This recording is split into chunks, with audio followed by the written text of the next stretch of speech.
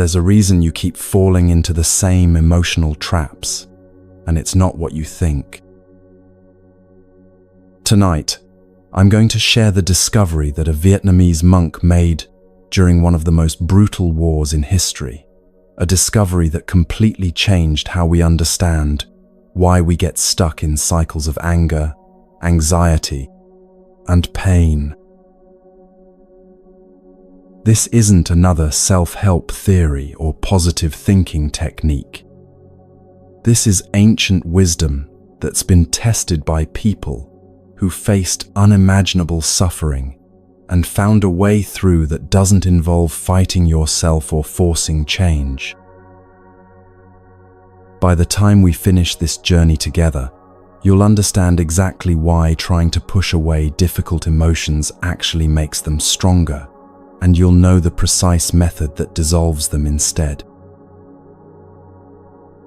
Welcome to Moonlight Temple, where we discover that freedom isn't about becoming someone different. It's about recognizing the peace that's been waiting inside you all along. Right now, as you're listening to this, something remarkable is happening around the world. Someone in Tokyo is finding comfort in these same words as their day begins. Another person in London is letting their shoulders relax as evening falls. Maybe you're in New York, curled up before sleep, or in Sydney, taking a peaceful walk. If it feels right, share where you're listening from, not because you have to, but because there's something beautiful about knowing we're all seeking the same peace, just in different time zones.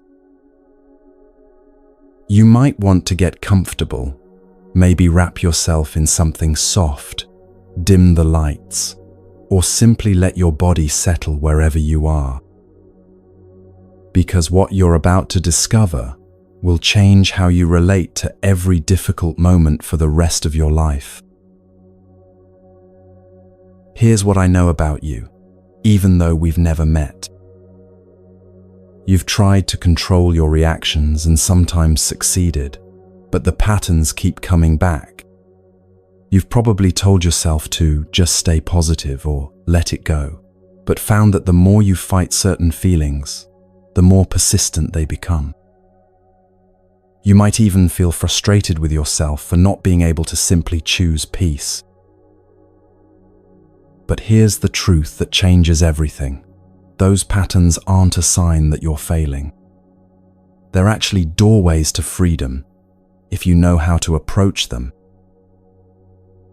During the Vietnam War, when brothers were forced to kill brothers with foreign weapons and imported ideologies, a young monk named Thich Nhat Hanh discovered something that saved his sanity and eventually transformed millions of lives. While bombs fell around him and his country tore itself apart, he found that the enemy wasn't outside. It was the habit of fighting against reality itself. He learned this from studying someone called Avalokiteshvara, which means the one who listens to the cries of the world. But this wasn't just an ancient figure from Buddhist stories. It was a capacity that lived inside every human being. The ability to be present with suffering without adding to it, to listen without trying to fix, to offer the kind of attention that actually heals. Think about the last time someone truly listened to you. Not waiting for their turn to speak, not trying to solve your problems, but really hearing you. How did that feel in your body? What happened to your breathing, your tension, your sense of being alone with whatever you were carrying? That same quality of listening, that same presence, is what transforms the difficult emotions inside us. But here's the part that will surprise you. It's not about getting rid of anger or anxiety or sadness. It's about changing your relationship with them so completely that they lose their power to control your life. Tonight, you'll discover why the Buddha said that fighting our emotions is like trying to stop a river with our bare hands. You'll learn the practice that's like becoming the riverbank instead, solid, present, and unshaken by whatever flows through. You'll hear the story of a young boy who broke a pattern of inherited anger that had passed down through generations, and how that single breakthrough healed not just his future, but somehow reached back to heal his ancestors too. Most importantly, you'll experience what Thich Nhat Hanh called arriving at your true home, that place of peace that doesn't depend on your circumstances being perfect or your emotions being pleasant. It's the home that can't be taken away by difficult people, challenging situations, or even your own mental storms. This isn't about becoming a monk or learning complicated meditation techniques. These are simple practices that work while you're stuck in traffic, dealing with difficult family members, or lying awake at 3 a.m. They're as practical as they are profound, as gentle as they are powerful. So settle in, let your breathing slow, and prepare to discover why the path to freedom begins not with fighting your patterns, but with learning to listen to them with the same compassion you'd offer a frightened child.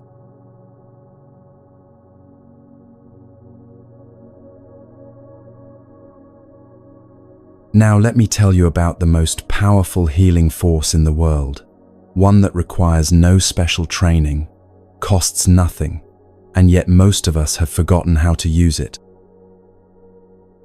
It's the art of truly listening, not just to the words someone speaks, but to the pain beneath the words, the hope hiding behind the anger, the love that's trying to express itself through frustration. There's a figure in Buddhist tradition whose very name holds the secret to transforming suffering, and when you understand what this name really means, it changes everything about how you approach the difficulties in your own life. Avalokiteshvara, the one who listens to the cries of the world. In Vietnamese, this compassionate presence is called Quan the Am, and in Chinese Guan Yin. But regardless of the language or culture, the essence remains the same, the recognition that deep, compassionate listening has the power to heal wounds that nothing else can touch. This isn't about having supernatural abilities or being able to solve everyone's problems with the right words. It's about something far more profound and accessible. The understanding that when we offer another person our complete, non-judgmental presence, we create a sacred space where transformation naturally begins to unfold. The Vietnamese Zen master Thich Nhat Hanh discovered this truth during the darkest period of his life, and his understanding grew from witnessing how this simple practice could heal even the deepest wounds of war and separation. But Avalokiteshvara isn't someone outside of us, some distant figure we pray to for help. According to Buddhist teaching, every single person carries this seed of compassionate listening within their own consciousness. It's like having a hidden room in your house that you've never discovered, filled with exactly what you need to help both yourself and others find peace. The question isn't whether you have this capacity, you do. The question is whether you'll learn to water this seed through practice, allowing it to grow strong enough to manifest when it's needed most. Think of your consciousness as a garden where many different seeds are planted in the rich soil of your awareness. There's a seed of anger there, yes, planted perhaps by years of frustration and disappointment. But there's also a seed of patience, strengthened every time you chose to stay calm when provoked. There's a seed of fear, watered by experiences of loss and uncertainty. But equally present is a seed of courage, growing stronger each time you faced something difficult and chose to move forward anyway. There's a seed of judgment, fed by our culture's constant comparison and criticism. But also quietly growing is a seed of acceptance, nourished by every moment you've chosen to love someone exactly as they are. Which seeds flourish and shape your responses to life depends entirely on which ones receive your attention and energy through daily choices. Every time someone speaks to you with irritation and you automatically respond with more irritation, you're watering the seed of anger in both of you. But every time someone shares their pain and you respond with presence and understanding, you're nourishing the seeds of compassion and wisdom. This isn't just beautiful philosophy. It's describing how your brain actually rewires itself based on the patterns you repeatedly choose. Let me share with you a story that perfectly illustrates this truth, one that took place at a peaceful monastery in the French countryside, where people from around the world came to learn the art of mindful living. Every summer, a young boy would visit this sanctuary with his younger sister, both of them eager to discover practices that could bring more peace to their daily lives. But this boy carried a heavy burden that many children know too well. He had a troubled relationship with his father. The pattern was always the same and heartbreakingly familiar. Whenever the boy would fall down and hurt himself, instead of receiving comfort or gentle care, his father would immediately shout at him. "How could you be so careless?" his father would demand. "Why weren't you paying attention?" The boy would stand there, bleeding and in pain, feeling not only the physical hurt, but also the deeper wound of not being comforted in his moment of need. Year after year, this young boy made himself a solemn promise. When he grew up and had children of his own, he would never, ever be like his father. If his child fell down and got hurt, he wouldn't shout or blame. He would rush to help, offer comfort, and make everything better. This determination lived in his heart, like a flame, fueling his commitment to break the cycle of harsh responses that had caused him so much pain. One particular summer day at the monastery, the boy was playing peacefully when his sister and another little girl decided to play on a hammock together. Children being children, they were laughing and swinging, lost in the simple joy of the moment. But then something went wrong. The other girl fell from the hammock and hit the ground hard, blood immediately beginning to flow from her injury. What happened next changed this young boy's understanding of himself forever. As he saw the injured girl lying there bleeding, instead of rushing to help with compassion and gentleness, he felt a sudden surge of anger rising in his chest. The words that wanted to burst from his mouth were shockingly familiar. "Stupid. How could you do something like that?"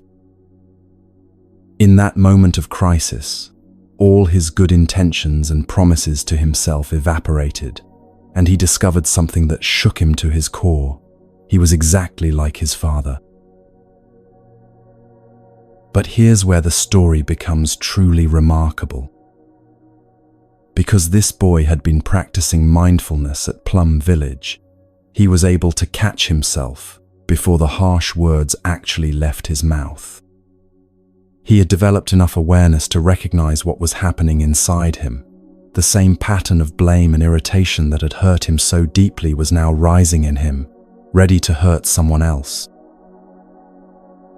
Instead of speaking, he stepped back and watched as other people came to help the injured girl, his heart pounding with the recognition of what he had almost done. As he practiced slow, mindful walking to calm himself down, breathing deeply the way he had learned in the monastery, a profound understanding began to dawn. He wasn't fundamentally different from his father at all. The same energy of anger and impatience that had been transmitted to him was now living inside him, ready to be passed on to the next generation if he didn't learn to transform it. He began to see that his father hadn't been a monster or a bad person. His father had also been carrying inherited patterns of reactivity, probably passed down from his own father and his father's father before that. This insight completely changed how the boy felt about his family history. Instead of seeing himself as a victim of his father's harsh treatment, he began to understand that both he and his father were victims of what Buddhism calls habit energy, deeply ingrained patterns of reaction that get transmitted from generation to generation unless someone learns to transform them. His anger toward his father began to dissolve, replaced by a desire to break the cycle not through blame or resentment, but through understanding and practice. The boy realized that if he didn't learn to work with his own inherited patterns, he would inevitably pass them on to his future children, perpetuating the same cycle of hurt that had caused him so much pain. But he also saw something hopeful, that by learning to respond differently, by practicing mindfulness and compassion, he could heal not only his own future, but somehow reach back to heal the ancestors who had carried these same struggling patterns. When that intention to practice and transform was born in his heart, something beautiful happened. His resentment toward his father just melted away. It was replaced by a deep desire to go home and tell his father, "I have the same kind of energy in me that you do, and I want us to practice together so we can both be free." This young person, through one moment of clear seeing, had discovered the path to healing that extends in both directions, toward the future and toward the past. This story reveals something profound about how transformation actually works. The boy's breakthrough didn't come from fighting against his inherited patterns or trying to suppress his anger. It came from the practice of mindful awareness, the ability to see clearly what was arising within him without being completely swept away by it. This is the foundation of all Buddhist practice, learning to observe our mental and emotional patterns with the same compassionate attention that Avalokiteshvara offers to the cries of the world. But how do we develop this capacity for clear seeing in our own lives? How do we learn to listen deeply, not only to others, but to the voices within ourselves, the worried thoughts, the angry reactions, the inherited patterns that seem to arise automatically whenever we're triggered? The answer lies in understanding what Thich Nhat Hanh discovered during his own journey through suffering and exile. When the Vietnam War tore his country apart, forcing brothers to kill brothers with foreign weapons and imported ideologies, Thich Nhat Hanh and his community started a movement they called "Don't Shoot Your Brother." They tried to voice the concerns of ordinary people who didn't want the war, who saw through the artificial divisions that were being imposed by outside powers. But their calls for peace were silenced by both sides of the conflict. Sometimes, the only way they could get the world's attention was through the ultimate sacrifice. Monks and nuns would burn themselves alive, not out of despair, but as acts of pure love, desperate attempts to wake people up to the madness of the violence. In 1966, when Cornell University invited him to give a series of lectures about the true situation in Vietnam, Thich Nhat Hanh intended to stay in America for only 3 months before returning home to continue his work. But those 3 months stretched into 38 years of exile. The government of South Vietnam revoked his citizenship and banned him from returning, viewing his message of peace as a threat to their war effort. For nearly 4 decades, he couldn't go home to the land he loved, the temples where he had trained, the people he wanted to serve. During the first years of exile, despite being an experienced Dharma teacher with many students, despite having deep intellectual understanding of Buddhist philosophy, Thich Nhat Hanh found himself struggling with a profound sense of homelessness. He would travel from city to city giving lectures, sleeping 1 or 2 nights in each place, waking up in the middle of the night, not knowing where he was. He would have to breathe deeply and orient himself. What city, what country, what continent? The constant displacement was disorienting and exhausting. Night after night, he would dream of returning to his root temple in central Vietnam, climbing the familiar green hill with its beautiful trees. In the dream, he would make it halfway up the hill before waking to the harsh reality that he was still in exile, still separated from everything that felt like home. The same dream repeated again and again, his heart breaking a little more each time. But then something shifted through his practice of mindfulness and deep listening to his own experience. He began to understand that home isn't a place you go to, it's a way of being you can cultivate anywhere. Through breathing mindfully, walking with awareness, and bringing his complete attention to the present moment, he discovered what he called his true home, a state of peace and presence that couldn't be taken away by external circumstances. He developed a simple practice that became the foundation of his teaching. Breathing in, he would say to himself, "I have arrived." Breathing out, he would say, "I am home." Not, "I will arrive someday when conditions are perfect," or "I will be home when I can return to Vietnam," but "I have arrived right here, right now, in this moment." I am home in my own skin, in my own breath, in my own awareness. This wasn't denial of his situation or pretending that exile didn't hurt. It was the recognition that beneath all the changing circumstances of life, the good and the bad, the pleasant and the difficult, there's a place of peace that can't be disturbed. It's what the Buddha called our true nature, the awareness that observes all experiences but isn't destroyed by any of them. Once Thich Nhat Hanh found this true home within himself, the dreams of climbing the hill in Vietnam stopped coming. He no longer suffered from his inability to return to his homeland, even though he would have loved to teach there and serve his people. He had discovered something that could never be taken away, the capacity to be fully present and at peace wherever life took him.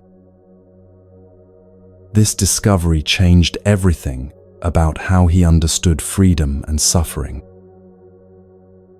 He realized that most of our pain comes not from our circumstances themselves, but from our relationship to those circumstances, our resistance to what is, our attachment to how things should be different. When we learn to listen deeply to our experience without immediately trying to change it, we discover that even difficult emotions and challenging situations have something to teach us. But how does this relate to the art of compassionate listening that can transform our daily relationships and inner struggles? When Thich Nhat Hanh spoke of Avalokiteshvara, he was describing the same quality of presence that allowed him to find peace in exile. It's the ability to be with whatever arises, in ourselves or others, without needing to fix, change, or escape from it. This doesn't mean becoming passive or accepting harmful situations. It means developing the stability and clarity to respond wisely rather than simply reacting from our conditioning. When someone shares their pain with you, the practice of deep listening means offering them the same spacious presence that you would want in your most difficult moments. You breathe gently and listen not just to their words, but to the human heart underneath the words. You don't try to solve their problems or change their perspective. You simply create a safe space for their truth to be expressed and heard. In that space of acceptance and compassion, healing naturally begins to happen. The same practice applies to your relationship with your own inner experience. When anxiety arises, instead of immediately trying to think your way out of it or distract yourself from it, you can pause and say, "Anxiety is here. What are you trying to tell me?" Often, you'll discover that underneath the surface worry is actually care. You're anxious about something because it matters to you. When you listen to your emotions with this kind of gentle curiosity, they often transform into something more workable.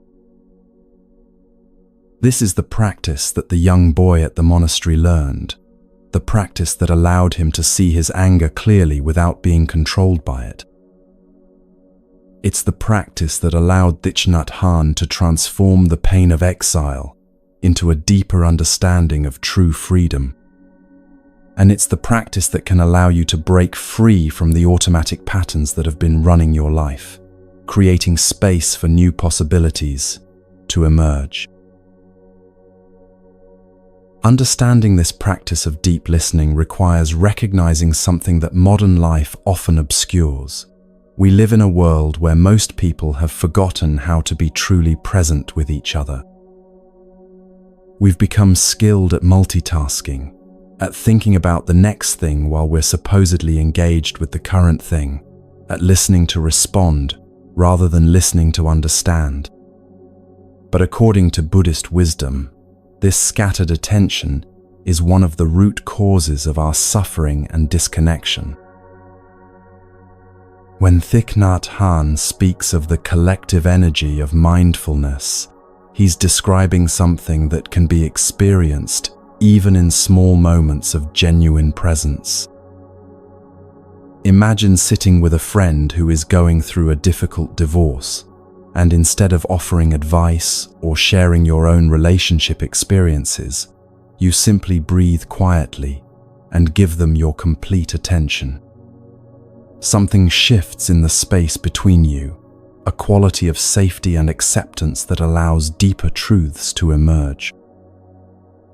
Your friend might start by complaining about their ex-partner's faults, but as they feel truly heard, they might begin to share their own fears about being alone, their grief over the dreams that won't come true, their worry about how the children are handling the changes.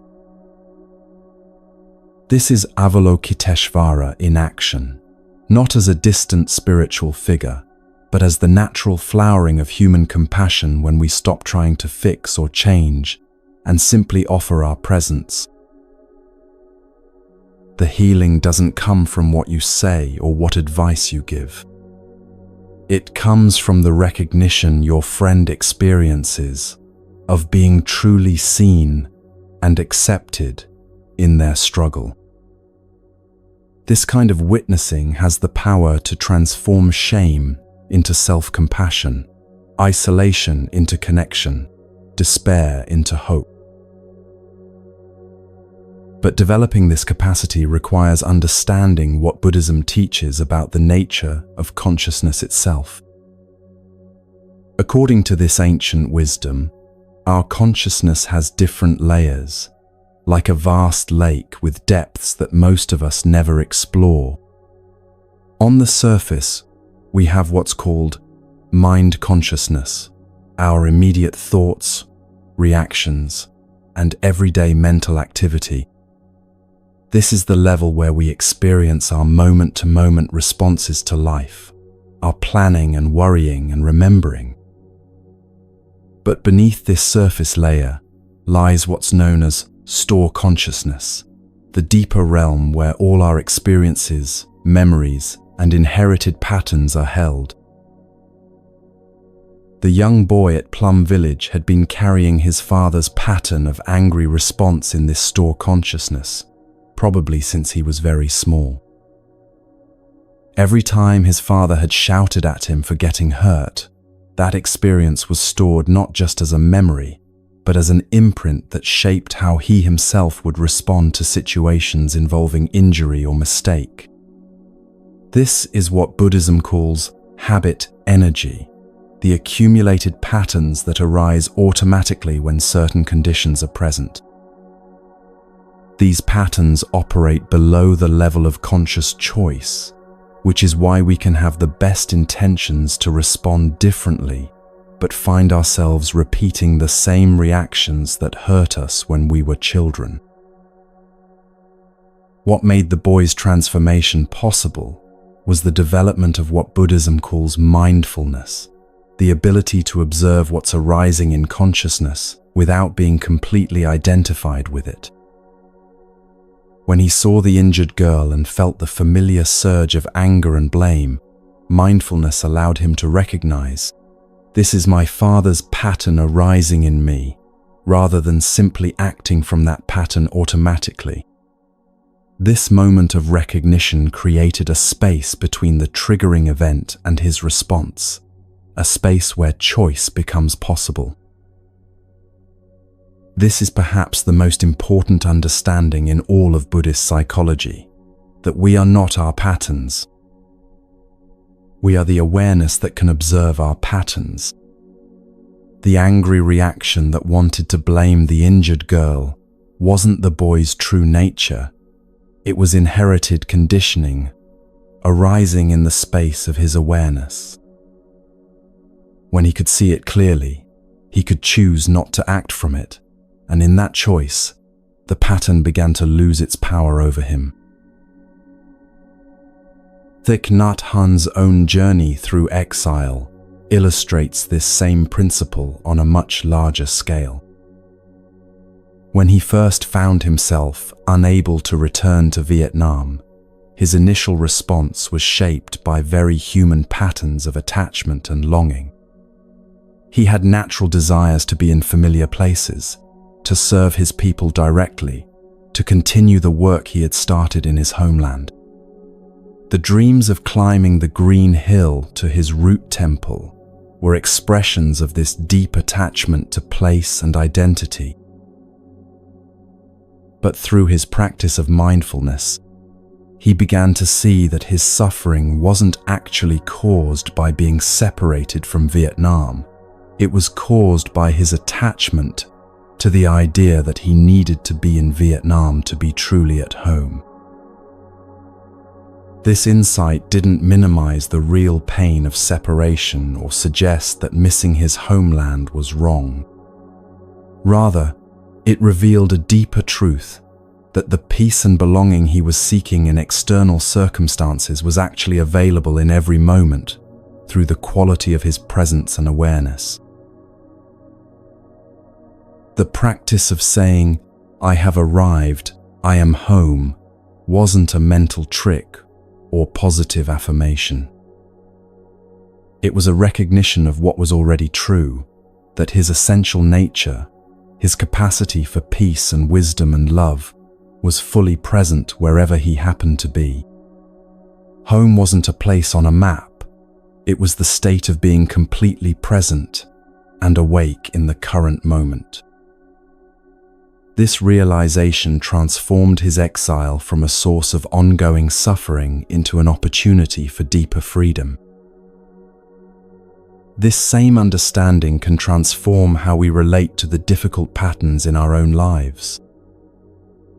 When anxiety arises, instead of seeing it as an enemy to be defeated or a problem to be solved, we can recognize it as a visitor in the space of our awareness.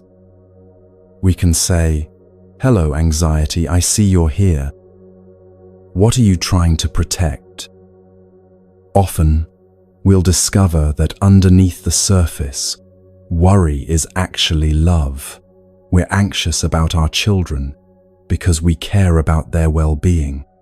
Worried about our work because we want to contribute something meaningful. Concerned about our health because we value our life. When we listen to our emotions with this kind of gentle curiosity, they often reveal their deeper wisdom. Anger might be showing us where our boundaries have been crossed. Sadness might be pointing to what we've lost that was precious to us. Fear might be highlighting what we need to protect or prepare for. Instead of being problems to eliminate, our emotions become sources of information and even guidance. This is the practice that transforms not only our inner landscape, but our relationships with others.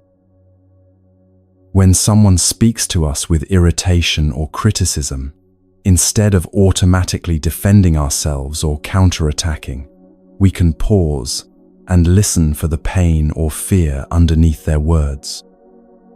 We might hear that their criticism comes from feeling unappreciated, or their anger stems from feeling powerless in some area of their life. This doesn't mean accepting inappropriate behavior, but it allows us to respond from wisdom rather than simply reacting from our own defensive patterns. The boy at Plum Village discovered that when he could see his father as someone who was also carrying inherited patterns rather than as an enemy who had hurt him, his whole relationship to their history changed. He began to understand that his father's harsh responses probably came from his father's father, and so on back, through generations of people who never learned a gentler way to handle their own pain and fear. This insight allowed compassion to arise where there had been resentment, and a desire for mutual healing where there had been a wish for revenge or escape. This is what Thich Nhat Hanh means when he talks about healing that extends both into the future and back into the past. When we transform our own patterns through mindful awareness and compassionate understanding, we're not only ensuring that these patterns won't be passed on to the next generation, we're somehow also bringing healing to all the ancestors who carried these same struggles without knowing how to transform them. The practice of deep listening, whether applied to ourselves or others, creates what Buddhism calls merit, positive energy that ripples out far beyond what we can see or measure. Every moment of genuine presence, every choice to respond with understanding rather than reactivity, every instance of seeing clearly through our conditioning, contributes to the healing of the world. This isn't mystical thinking. It's recognizing that we're all interconnected and that individual transformation inevitably affects the whole. The seed of Avalokiteshvara, the one who listens to the cries of the world, is already planted in the garden of your consciousness. Every time you choose presence over reactivity, understanding over judgment, compassion over criticism, you're watering this seed and helping it grow. Every time you listen deeply to yourself or another person, you're participating in the healing of the world. Every time you recognize a pattern arising and choose to respond differently, you're breaking chains that may have bound your family line for generations. As we continue this journey together, you'll discover how to cultivate this capacity through simple daily practices that anyone can learn, how the sound of a bell can call you back to your true home, how walking can become a revolutionary act of freedom, and how even ordinary activities like drinking tea can become doorways to profound peace.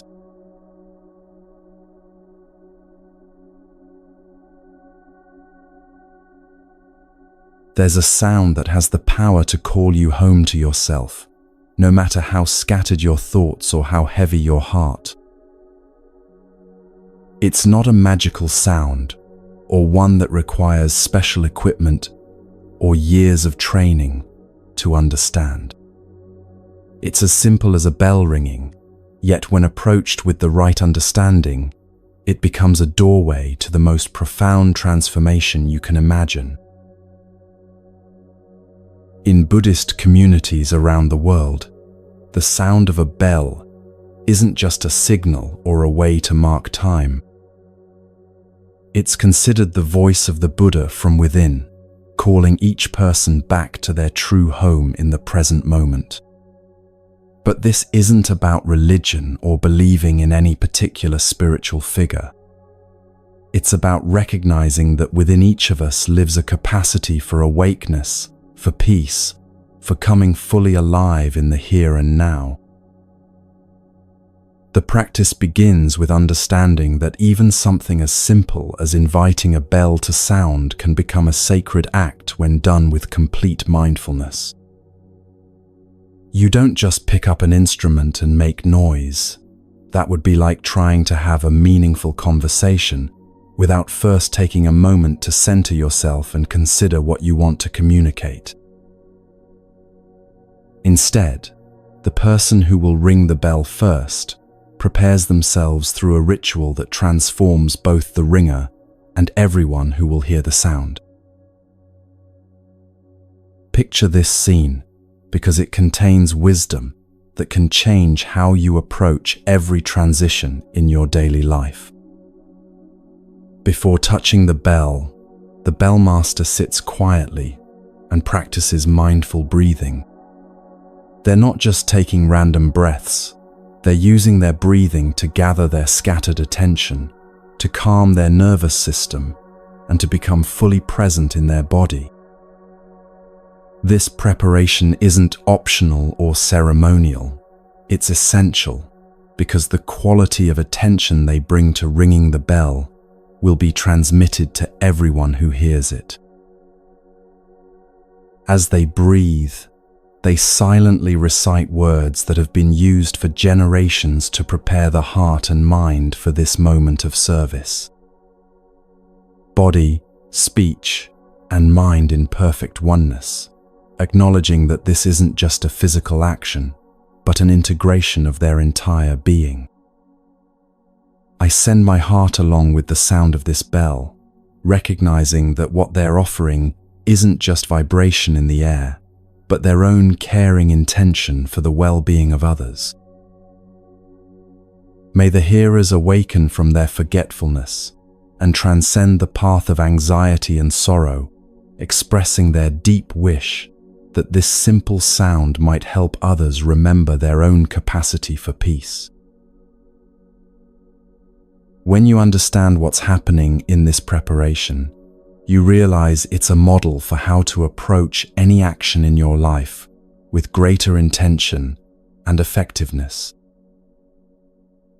How different would your day be if you took just a moment before important conversations, before meals, before beginning work, to gather your attention and set a positive intention? How much more helpful could you be to others if you approached each interaction not as a task to complete, but as an opportunity to offer your best self? Once the bell master is centered and prepared, they don't immediately create the full sound. Instead, they offer what's called a half sound, a gentle warning that alerts everyone in the community that a mindfulness bell is about to ring. This isn't just courtesy, though it is deeply considerate. It's recognizing that the effectiveness of mindfulness practice depends on preparation, on creating the right conditions for awareness to flourish. When people hear this preparatory sound, something beautiful happens throughout the community. Conversations naturally come to a gentle close, not abruptly or with irritation, but with the understanding that they're about to receive a gift. People stop what they're doing and turn their attention inward, preparing to receive the full sound. It's like the difference between being suddenly awakened by an alarm clock and having someone gently touch your shoulder and whisper your name. This creates space for one of the most profound practices in all of Buddhist training, the art of stopping. Not stopping as in giving up or becoming passive, but stopping as in coming to rest in the present moment. In our culture, we're constantly in motion, mentally if not physically. Our minds jump from past to future, from problem to problem, from desire to desire, like restless children who can't sit still. But the sound of the mindfulness bell creates an opportunity to interrupt this endless movement and discover what's available when we simply rest in awareness. After allowing time for everyone to prepare, the bell master invites the bell to sound fully. And now comes the practice that can transform how you relate to every moment of your life. As the sound fills the space, each person practices breathing mindfully and listening deeply. They're not just hearing the vibrations with their ears, they're receiving the sound with their entire being, using it as an anchor for their wandering attention. The traditional practice involves breathing in while silently saying, "Listen, listen," and breathing out while saying, "This wonderful sound brings me back to my true home." But what is this true home that the bell is calling you back to? It's not a place on a map or a building you can drive to. It's the state of being fully present, fully alive, fully aware of the miracle of this moment. Think about the last time you felt completely at home, not necessarily in a particular location, but in a state of being where you felt safe, peaceful, and exactly where you belonged. Maybe it was holding a sleeping child, or walking in nature, or sharing a quiet moment with someone you love. Maybe it was during an activity that absorbed your complete attention, where you lost track of time and self-consciousness. That sense of belonging, of being fully present and content, that's your true home, and it's available in every moment if you know how to access it. The genius of this practice is that it trains your nervous system to associate certain sounds with coming home to peace.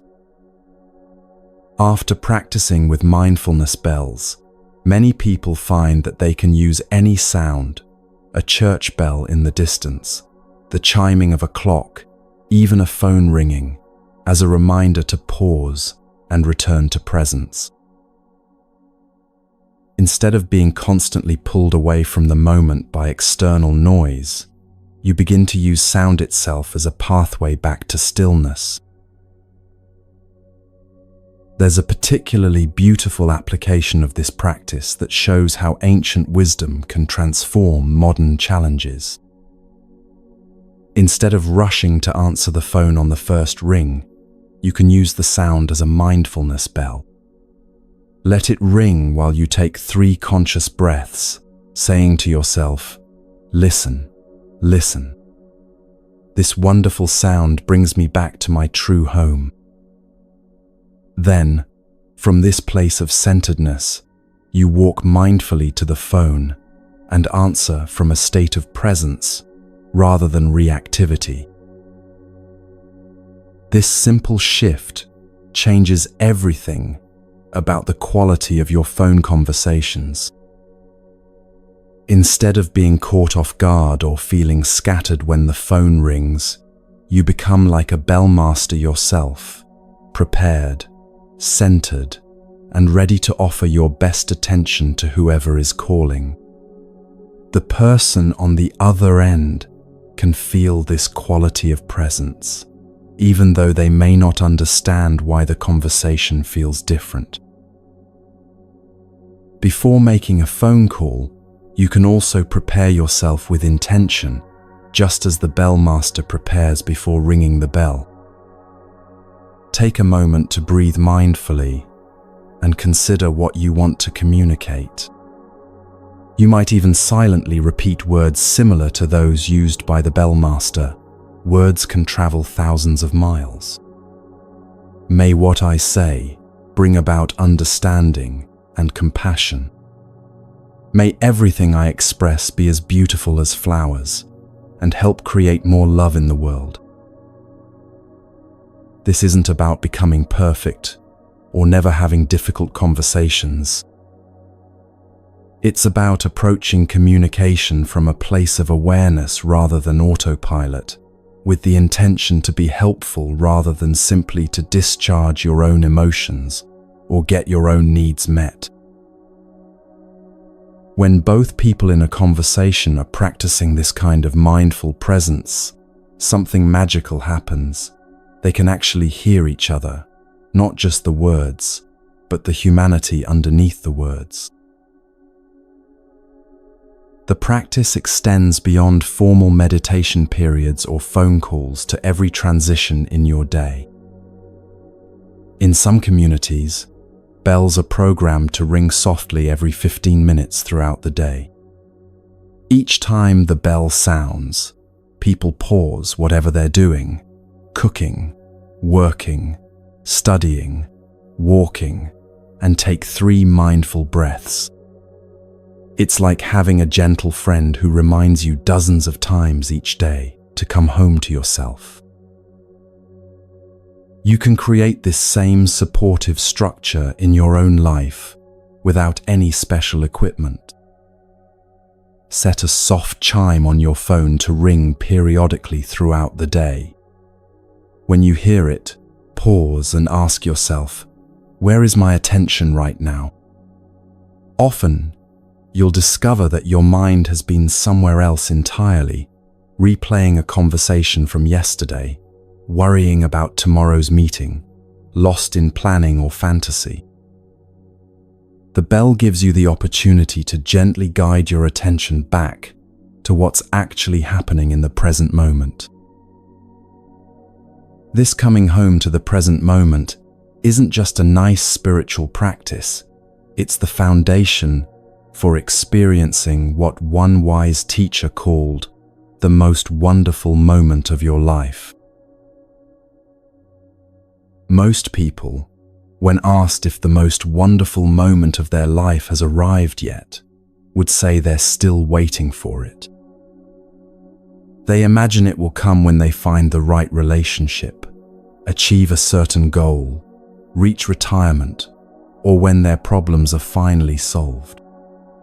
But this perspective guarantees that the wonderful moment will never arrive, because there will always be another goal, another problem, another reason to postpone happiness. The Buddhist understanding turns this waiting on its head with a radical proposition. You can make the present moment into the most wonderful moment of your life.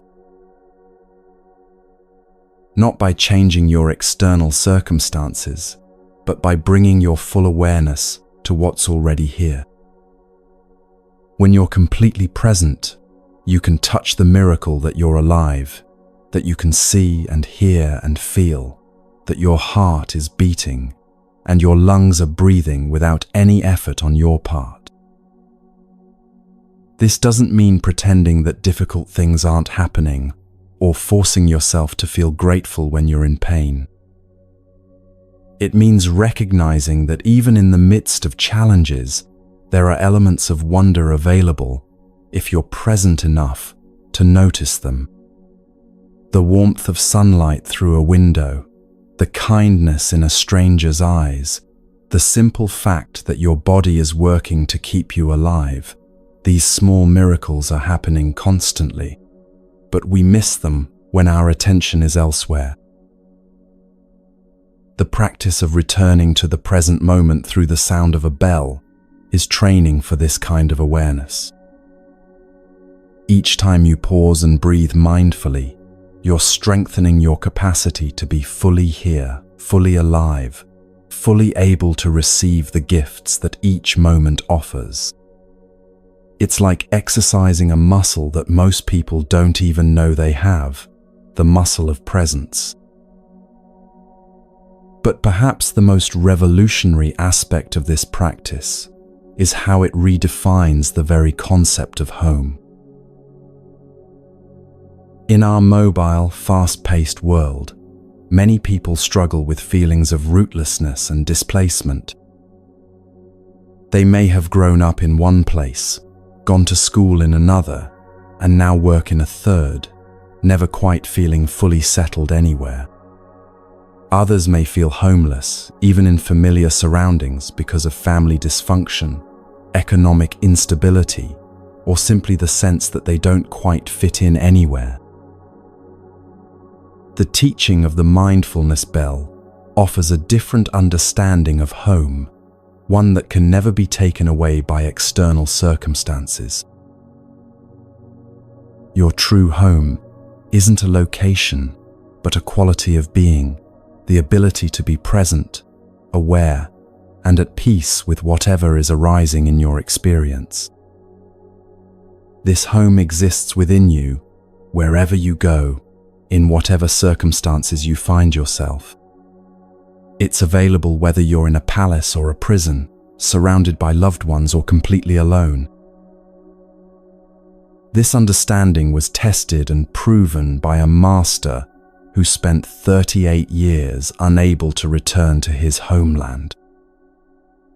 During the first years of this forced separation, he would dream repeatedly of returning to the familiar hills and temples of his youth.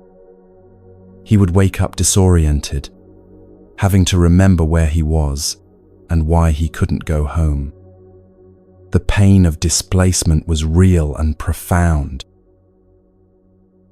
But through the practice of mindful breathing and present moment awareness, something shifted. He began to realize that his suffering wasn't caused by being away from a particular place. It was caused by his attachment to the idea that he needed to be somewhere else, to be truly at home. When he could say with complete sincerity, "I have arrived, I am home," the dreams stopped coming. He had found a home that couldn't be taken away by governments or circumstances or the passage of time. You can practice this same realization in small ways throughout your day. When you're stuck in traffic, instead of feeling frustrated about being delayed, you can breathe mindfully and say, "I have arrived, I am home." When you're waiting in line at the grocery store, instead of feeling impatient, you can use the time to come home to your body and your breath.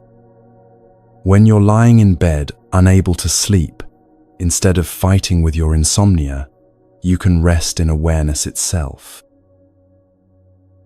The bell sound teaches you that every moment is an arrival, every breath is a homecoming. You don't have to wait for better circumstances or different feelings to be fully here. You can arrive completely in this moment, with whatever it contains, and discover that this arrival is itself the peace you've been seeking. There are many variations of the practice that can deepen your understanding and experience. Some people prefer to use different words with their breathing. Breathing in, I feel calm and relaxed. Breathing out, I smile. Others find meaning in breathing in, I establish myself in the present moment. Breathing out, I know this is a wonderful moment. The specific words matter less than the intention behind them, the commitment to use your breath as a pathway back to presence and peace. What's remarkable is how this simple practice can transform your entire relationship with sound. Instead of experiencing noise as intrusion or distraction, you begin to hear it as invitation to pause, to breathe, to remember who you really are beneath all your thoughts and worries. Church bells become calls to mindfulness. Clock chimes become reminders to come home. Even construction noise or traffic sounds can become opportunities to practice patience and presence. This is the beginning of what some call informal meditation, bringing the quality of awareness that you cultivate in sitting practice into every activity of your life. The sound of running water when you wash dishes becomes a mindfulness bell. The whistle of the kettle becomes a call to presence. Your footsteps on the pavement become a rhythm for coming home to your body. As you develop this practice, you may notice that you need external reminders less and less. The capacity to pause and return to presence begins to arise naturally throughout your day. You find yourself taking conscious breaths at red lights without any external cue. You notice that you're naturally more present during conversations, more aware of your surroundings, more able to appreciate small beauties that you used to rush past. This is the flowering of what Buddhist teachers call continuous mindfulness, a state where awareness becomes so natural that you no longer have to work to maintain it. You're simply present, the way a tree is present, or a mountain, or the sky. This doesn't mean you become passive or lose your ability to think and plan. It means you do everything from a place of rootedness in the present moment, which makes all your actions more effective and less stressful. The bell practice is preparation for this natural state of awakeness. Each time you pause and listen deeply, you're watering the seeds of presence within your consciousness. Each time you choose to interrupt your mental busyness and come home to your breath, you're strengthening your capacity for the kind of peace that doesn't depend on external conditions. As we continue our journey together, we'll explore how this foundation of present moment awareness becomes the basis for transforming your most difficult emotions and breaking free from patterns that have held you captive for years. But for now, simply rest in the understanding that your true home is always available, as close as your next breath, as accessible as the next sound you hear.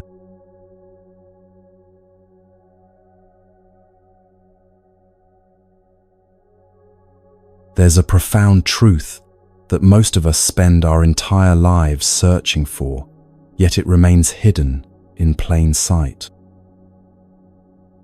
We believe that peace, belonging, and true contentment exist somewhere outside ourselves, in the perfect relationship, the ideal living situation, the right career, or perhaps in returning to a place from our past where we once felt safe and happy.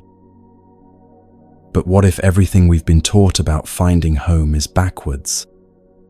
What if the very act of seeking happiness in external circumstances is what keeps us feeling displaced and restless?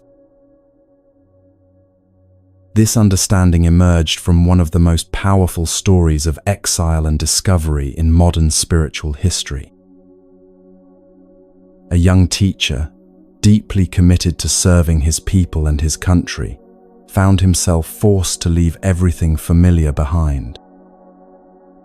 What was meant to be a brief journey to share important truths with the world became a separation that lasted nearly 4 decades. Yet through this profound loss, he discovered something so valuable that it transformed not only his own life, but the lives of millions of people who would learn from his experience. In 1966, during one of the most brutal conflicts of the 20th century, this teacher received an invitation from Cornell University to give a series of lectures. His homeland was being torn apart by war, with brothers forced to kill brothers using foreign weapons and ideologies that had been imported from distant lands. The communists and anti-communists were both fighting with weapons that came from outside their country, urged on by foreign powers who had their own political agendas. In the midst of this madness, he and his community had started a movement with a simple message: don't shoot your brother. They represented the voice of ordinary people who didn't want the war, who could see through the artificial divisions being imposed by outside forces. But their calls for peace and reconciliation were silenced by both warring parties. Sometimes, the only way they could get the world's attention was through the most extreme sacrifice imaginable. Monks and nuns would burn themselves alive, not out of despair or hatred, but as acts of pure love, desperate attempts to wake people up to the tragedy of the violence. When the university invitation came, the teacher planned to stay in America for just 3 months. He would give his lectures, tour the country to share the truth about what was really happening in his homeland, and then return to continue his work with the school and university he had founded. All his friends, colleagues, and students were back home depending on him. He had no intention of staying away for long.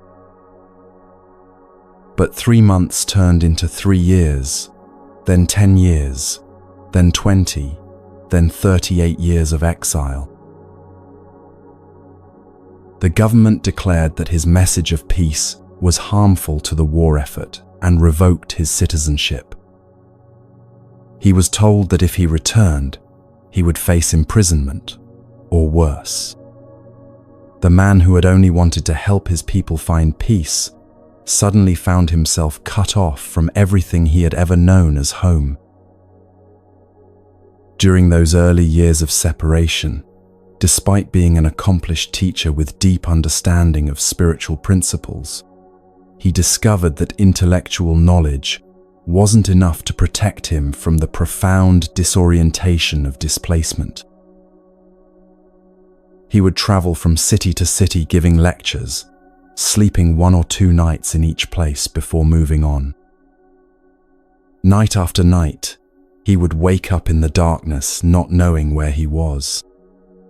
He would have to breathe deeply and slowly piece together his location, what city, what country, what continent. The constant movement and unfamiliarity were exhausting and deeply unsettling. But the most painful part wasn't the physical discomfort of constant travel. It was the recurring dream that visited him again and again. In the dream, he would be returning to his root temple in the central mountains of his homeland. He could see the familiar green hill rising before him, covered with the beautiful trees he had loved since childhood. In the dream, he would begin climbing the hill with a heart full of joy and anticipation, knowing that soon he would be back where he truly belonged.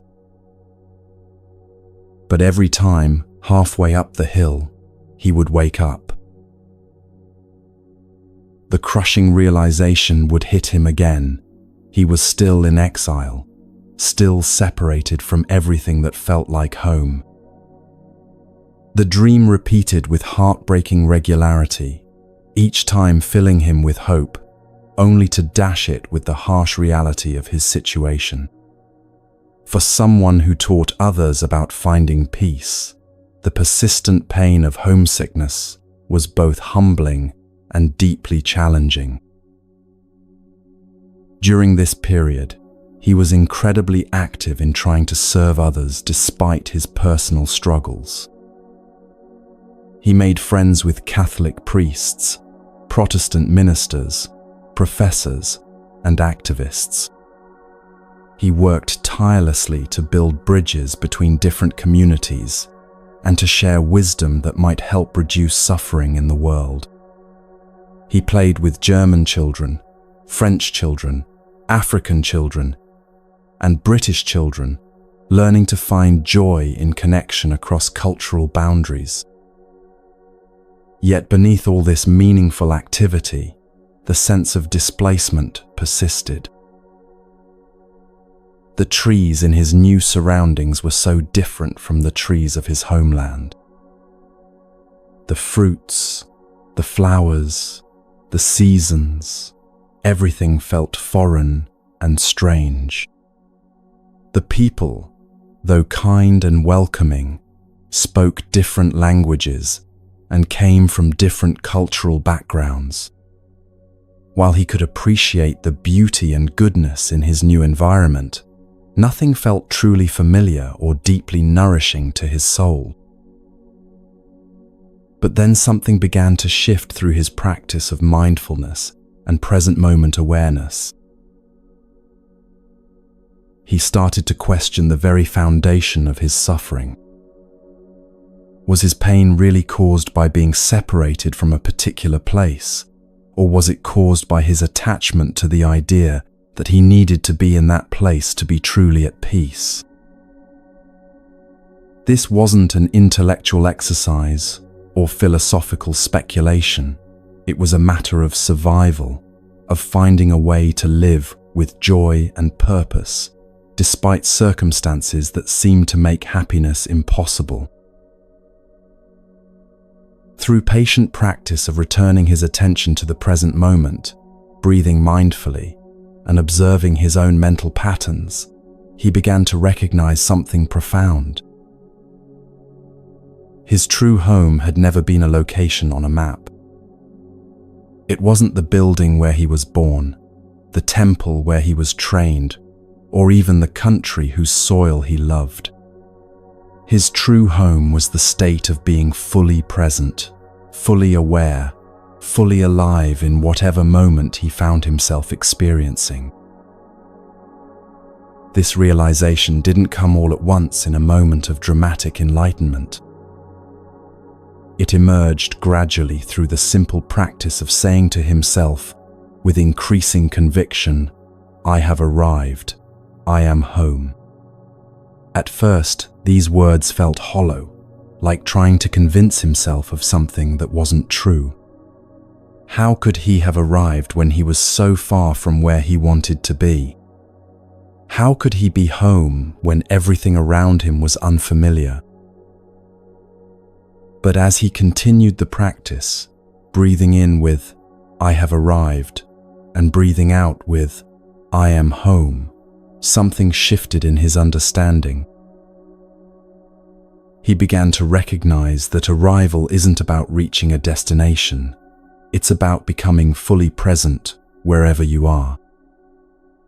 Home isn't a place you travel to. It's a quality of awareness you can cultivate in any circumstances.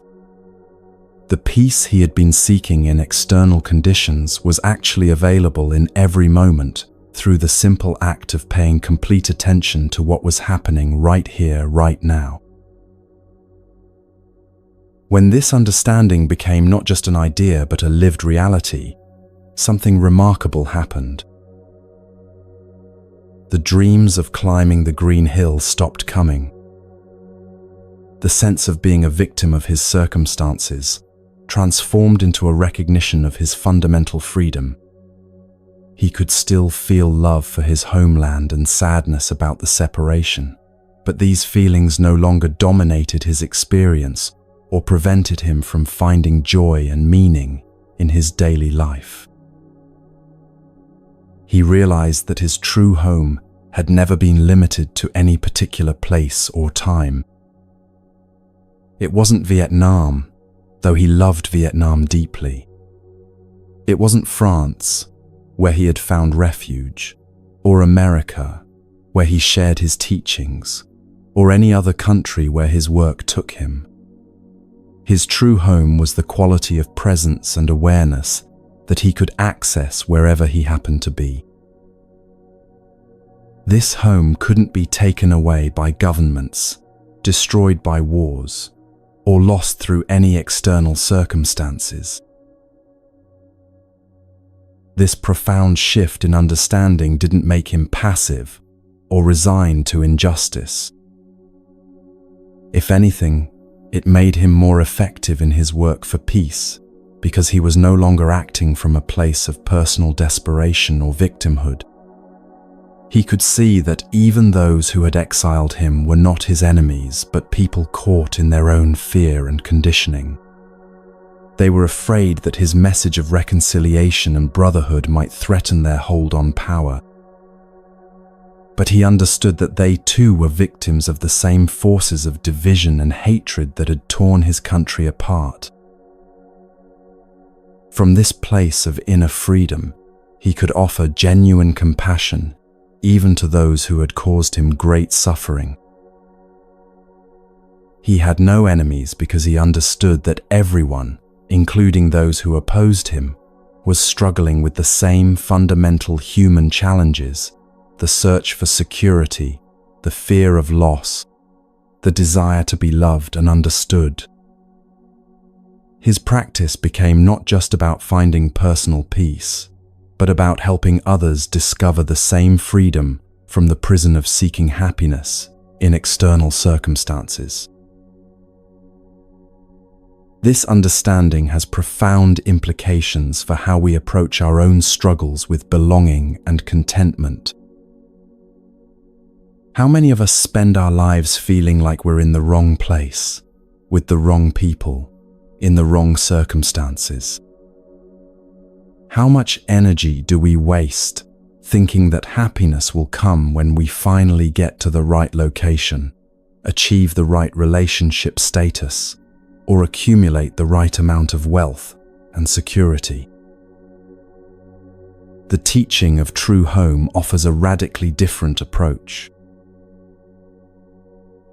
Instead of constantly seeking better external conditions, we can learn to arrive fully in whatever conditions we find ourselves experiencing.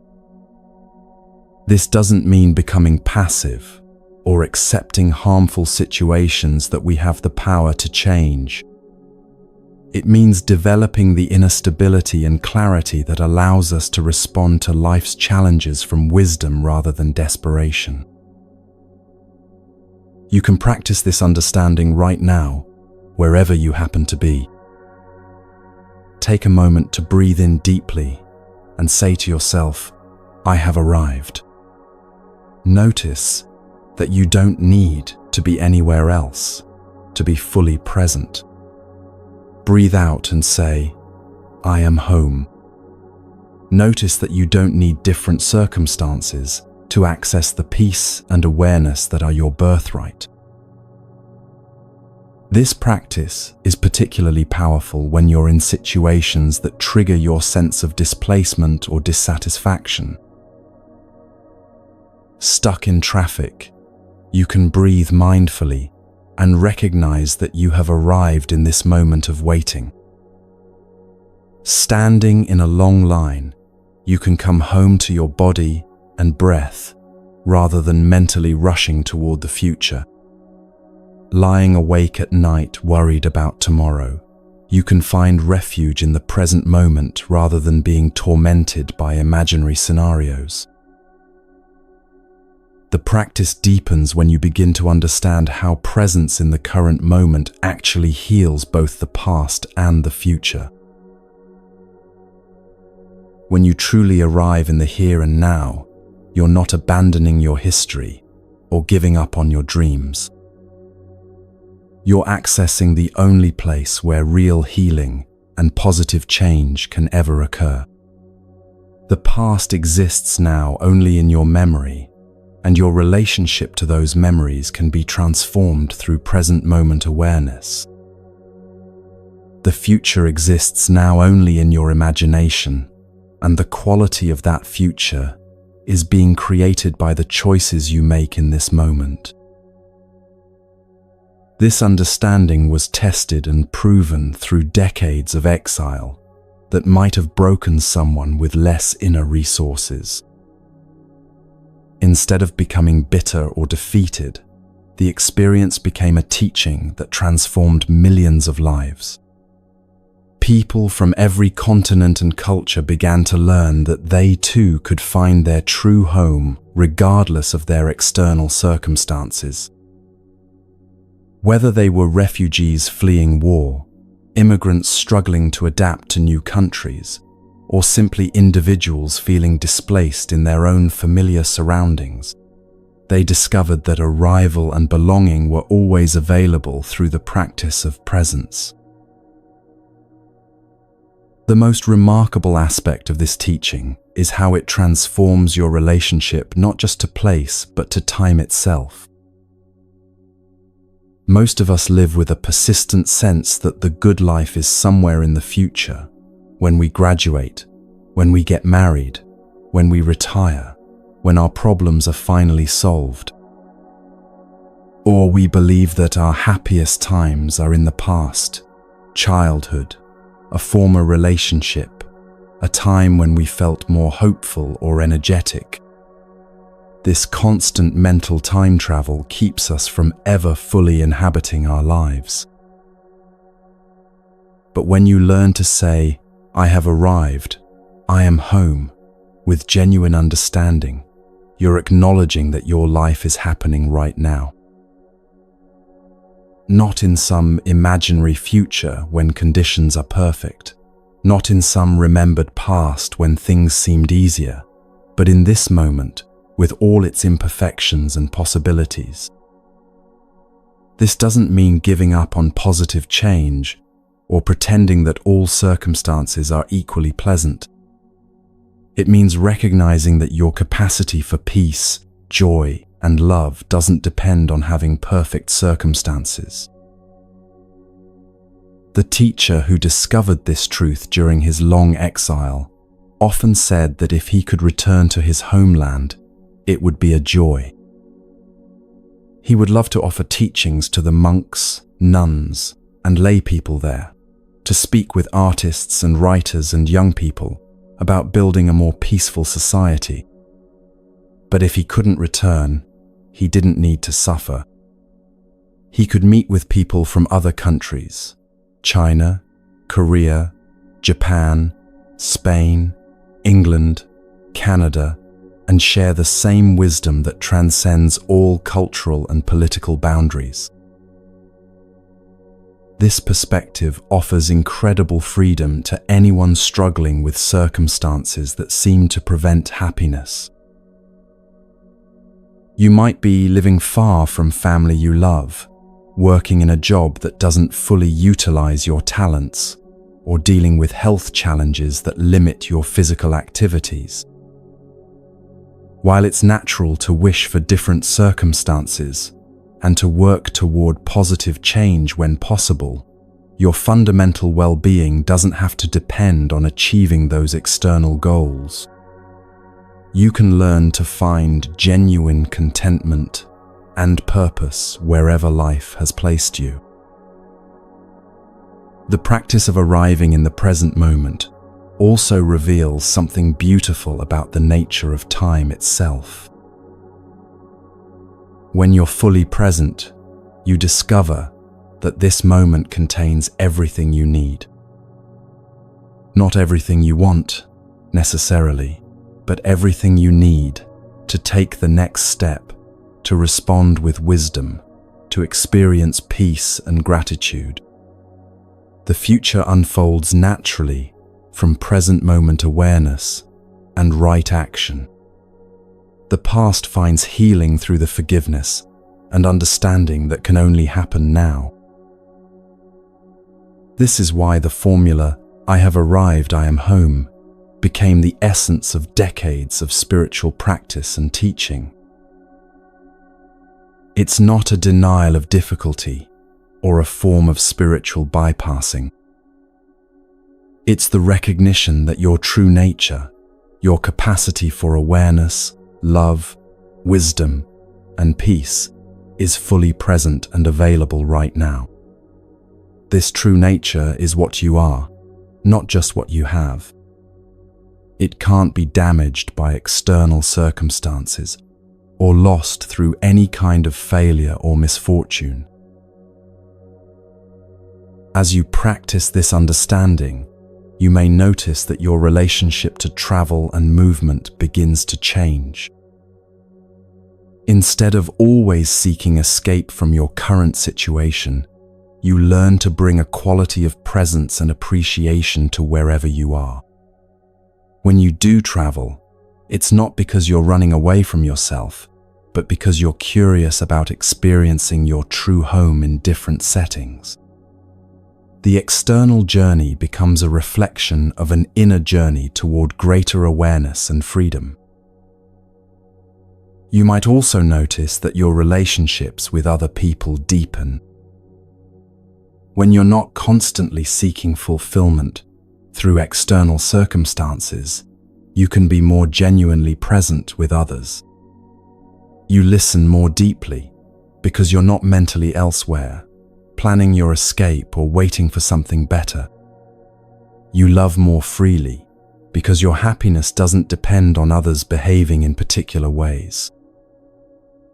This quality of presence is one of the greatest gifts you can offer to anyone, and it emerges naturally from the practice of coming home to yourself. The true home within is not a destination you reach after years of practice. It's your natural state that becomes accessible the moment you stop seeking fulfillment elsewhere. Every breath is an opportunity to arrive. Every moment is a chance to come home. The peace you've been seeking has been waiting patiently for you to notice that it was never anywhere except here, in the simple miracle of your own aware presence. As we continue exploring these teachings, you'll discover how this foundation of inner homecoming becomes the basis for transforming even the most difficult relationships and healing wounds that seemed permanent. But for now, rest in the understanding that wherever you are, whatever you're experiencing, you are already home.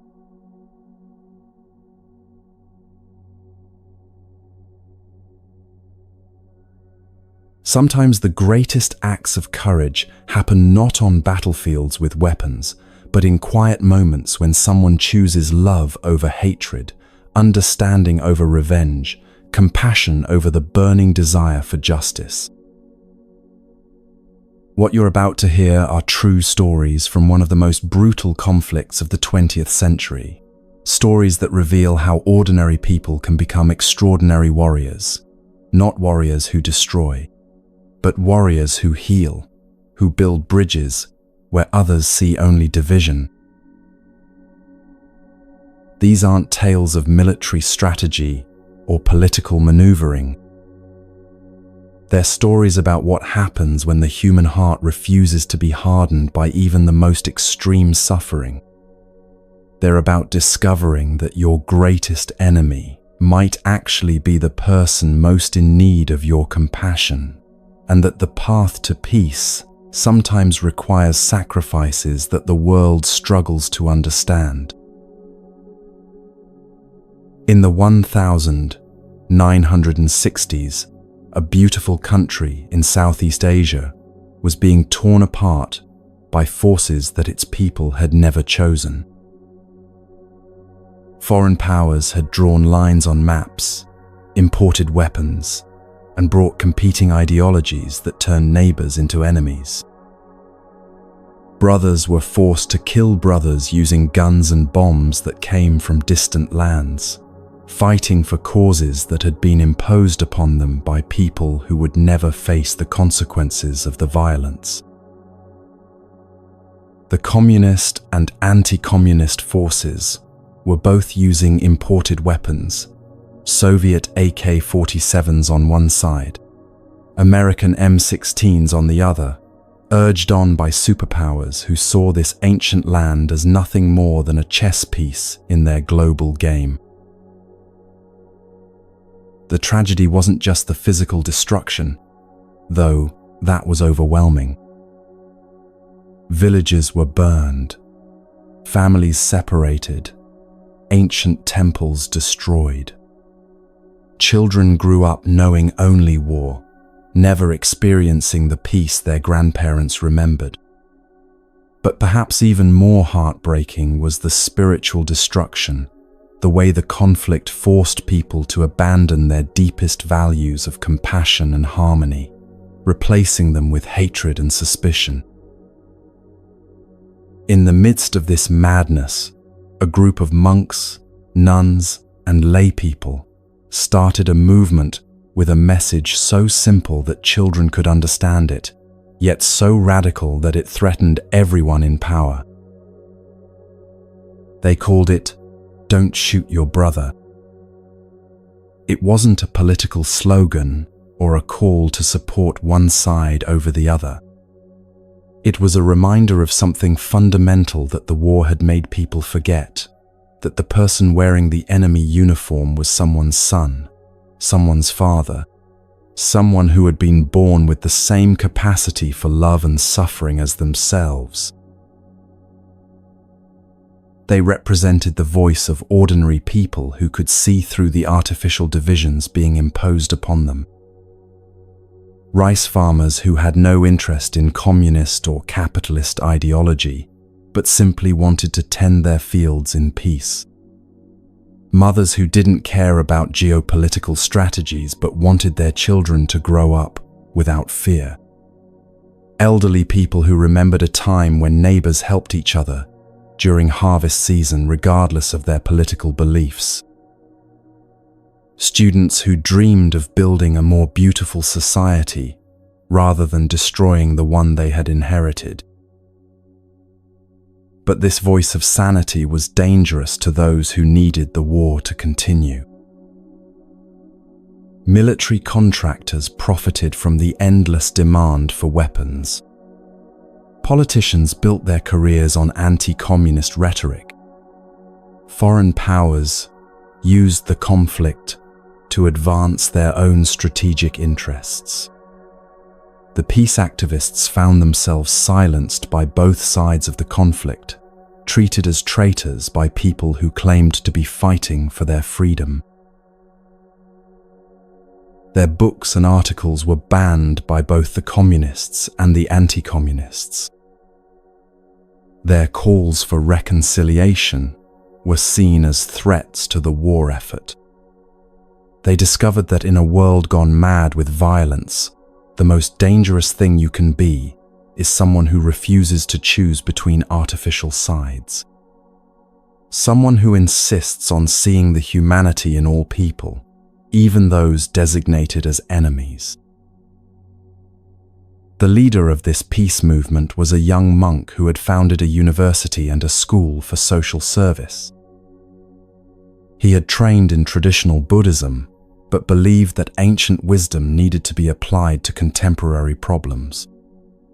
He called this approach engaged Buddhism, a spirituality that didn't retreat from the world's suffering, but engaged with it directly, offering compassionate responses to war, injustice, poverty, and oppression.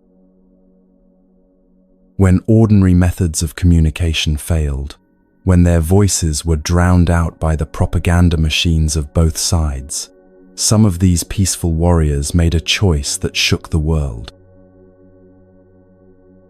They decided that if their voices couldn't be heard through words, they would speak through the ultimate sacrifice. This wasn't a decision made in anger or despair, but through deep meditation and careful preparation.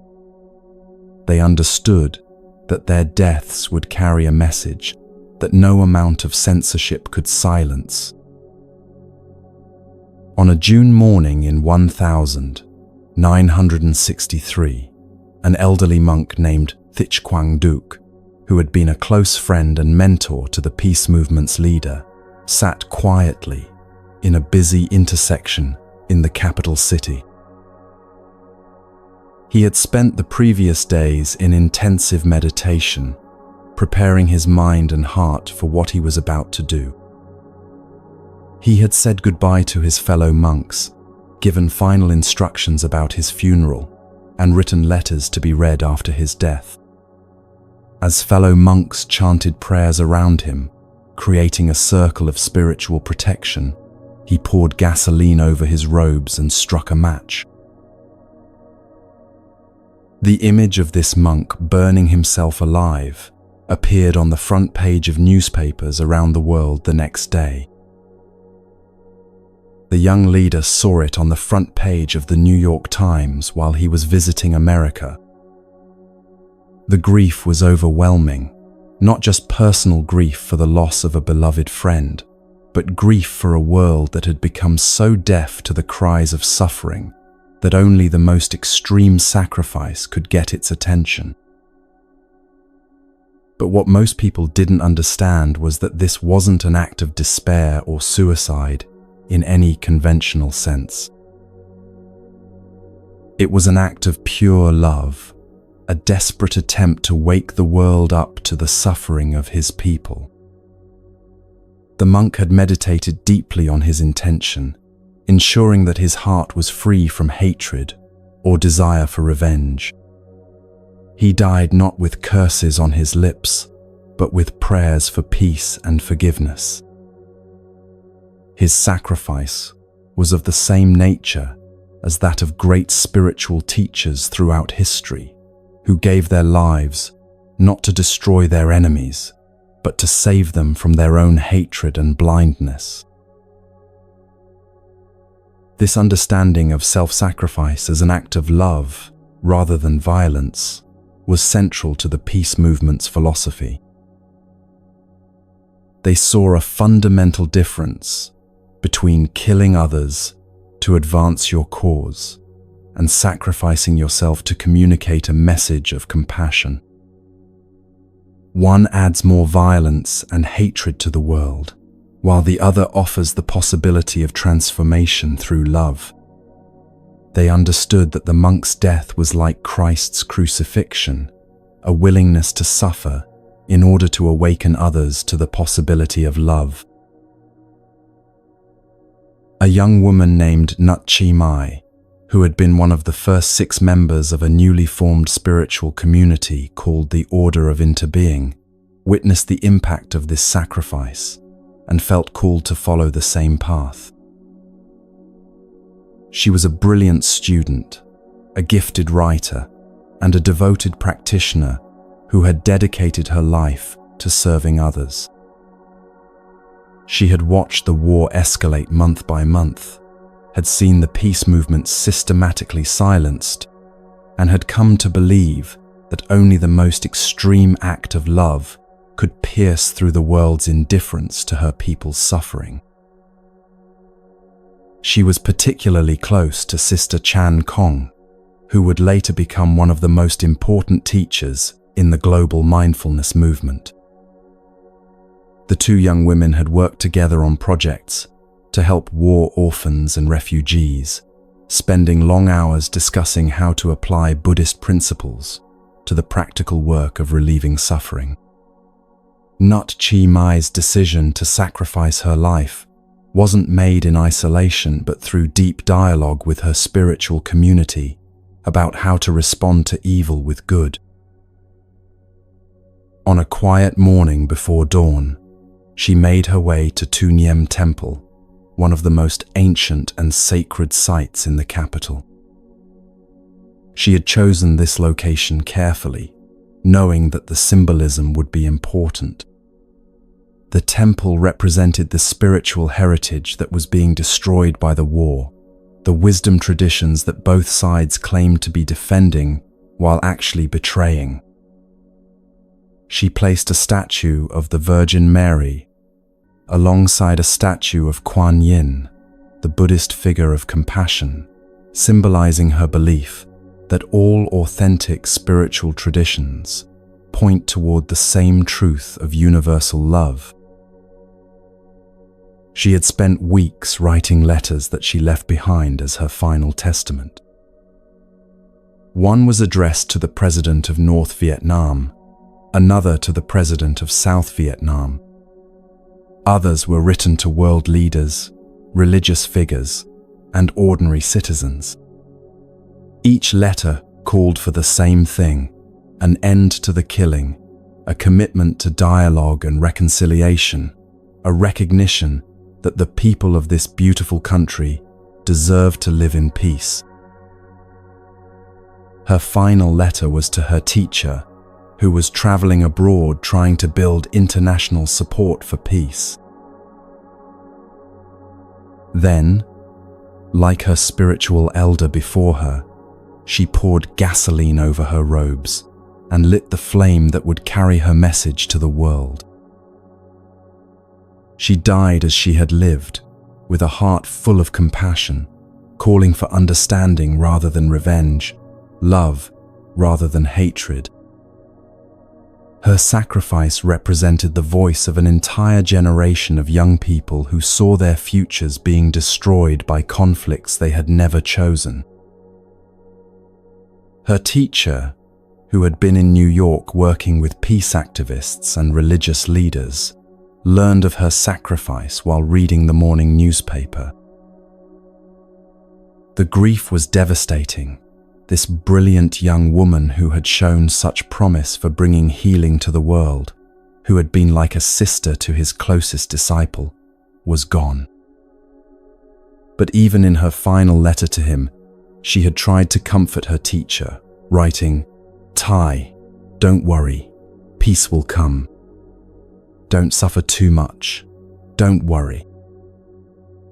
Even as she prepared to die, she was thinking of others, trying to ease their pain. These acts of self-sacrifice created a moral crisis for the world. How do you respond to people who die not to kill their enemies, but to save them? How do you ignore a message delivered at such an ultimate cost? The international media struggled to categorize these deaths, calling them suicide when they were actually the opposite, acts of extreme love for life itself. The teacher understood that the world needed to hear not just about the sacrifices being made, but about the philosophy behind them. He began writing and speaking about the understanding that violence only creates more violence, that hatred only breeds more hatred, that the cycle of suffering can only be broken through acts of radical love. This message needed to reach beyond the borders of his own country to touch people everywhere who were struggling with the question of how to respond to injustice without perpetuating it. This understanding led to one of the most significant encounters in the modern peace movement. Exactly 1 year before meeting him in person, the teacher had written a detailed letter to Dr. Martin Luther King Jr., explaining why monks and nuns were burning themselves alive. It wasn't suicide in the conventional sense, he explained, but an act of love designed to communicate what couldn't be communicated any other way. The letter described how these sacrifices were made without anger or hatred, with the same spirit that motivated Jesus Christ's death on the cross, a willingness to suffer in order to wake others up to love. The letter was carefully crafted, written by someone who understood that Dr. King would face criticism for opposing the war. It explained the connections between the struggle for civil rights in America and the struggle for peace in Southeast Asia. Both movements were fighting against the same fundamental problem, the human tendency to solve conflicts through violence and oppression, rather than understanding and justice. Both were challenging systems that treated some human beings as less worthy of dignity and respect than others. On June 1, 1966, exactly 1 year after sending that letter, the two men met in Chicago. The encounter took place at a time when Dr. King was facing intense pressure from both the government and some of his own supporters not to speak out against the war. Many civil rights leaders believed that opposing the war would alienate President Johnson and jeopardize progress on domestic issues. But Dr. King had been deeply moved by the letter and wanted to understand more about this monk's perspective on nonviolence. They talked for hours about the connections between racism and militarism, about the spiritual roots of social justice work, about the challenges of maintaining hope in the face of overwhelming violence. They discovered that they shared not just political views, but a deep spiritual understanding that lasting change could only come through transformation of consciousness, not through defeating enemies. They recognized that they were fighting different manifestations of the same fundamental problem, the illusion that some human beings are expendable. After their private conversation, they met with the press together, and that very day, Dr. King publicly came out against the war. It was a moment when two great movements for human dignity joined forces, when the struggle for peace abroad and the fight for civil rights at home became one unified effort. The teacher later said that from that day forward, their work was inseparable. You cannot fight against racism while supporting war, because both arise from the same root of seeing others as enemies rather than brothers and sisters. 2 years later, they met again at a conference in Geneva, organized by the World Council of Churches. The gathering brought together religious leaders, peace activists, and social justice advocates from around the world. Among the participants was Linus Pauling, the Nobel Prize-winning scientist who had become a prominent voice for nuclear disarmament. The teacher was staying on the 4th floor of the hotel, while Dr. King was on the 11th floor. Despite his incredibly busy schedule and the constant demands on his time, Dr. King personally invited his friend up for breakfast. When the teacher arrived late because he had been delayed by reporters wanting interviews, he found that Dr. King had kept the breakfast warm for him. This simple act of kindness spoke volumes about the character of this great leader.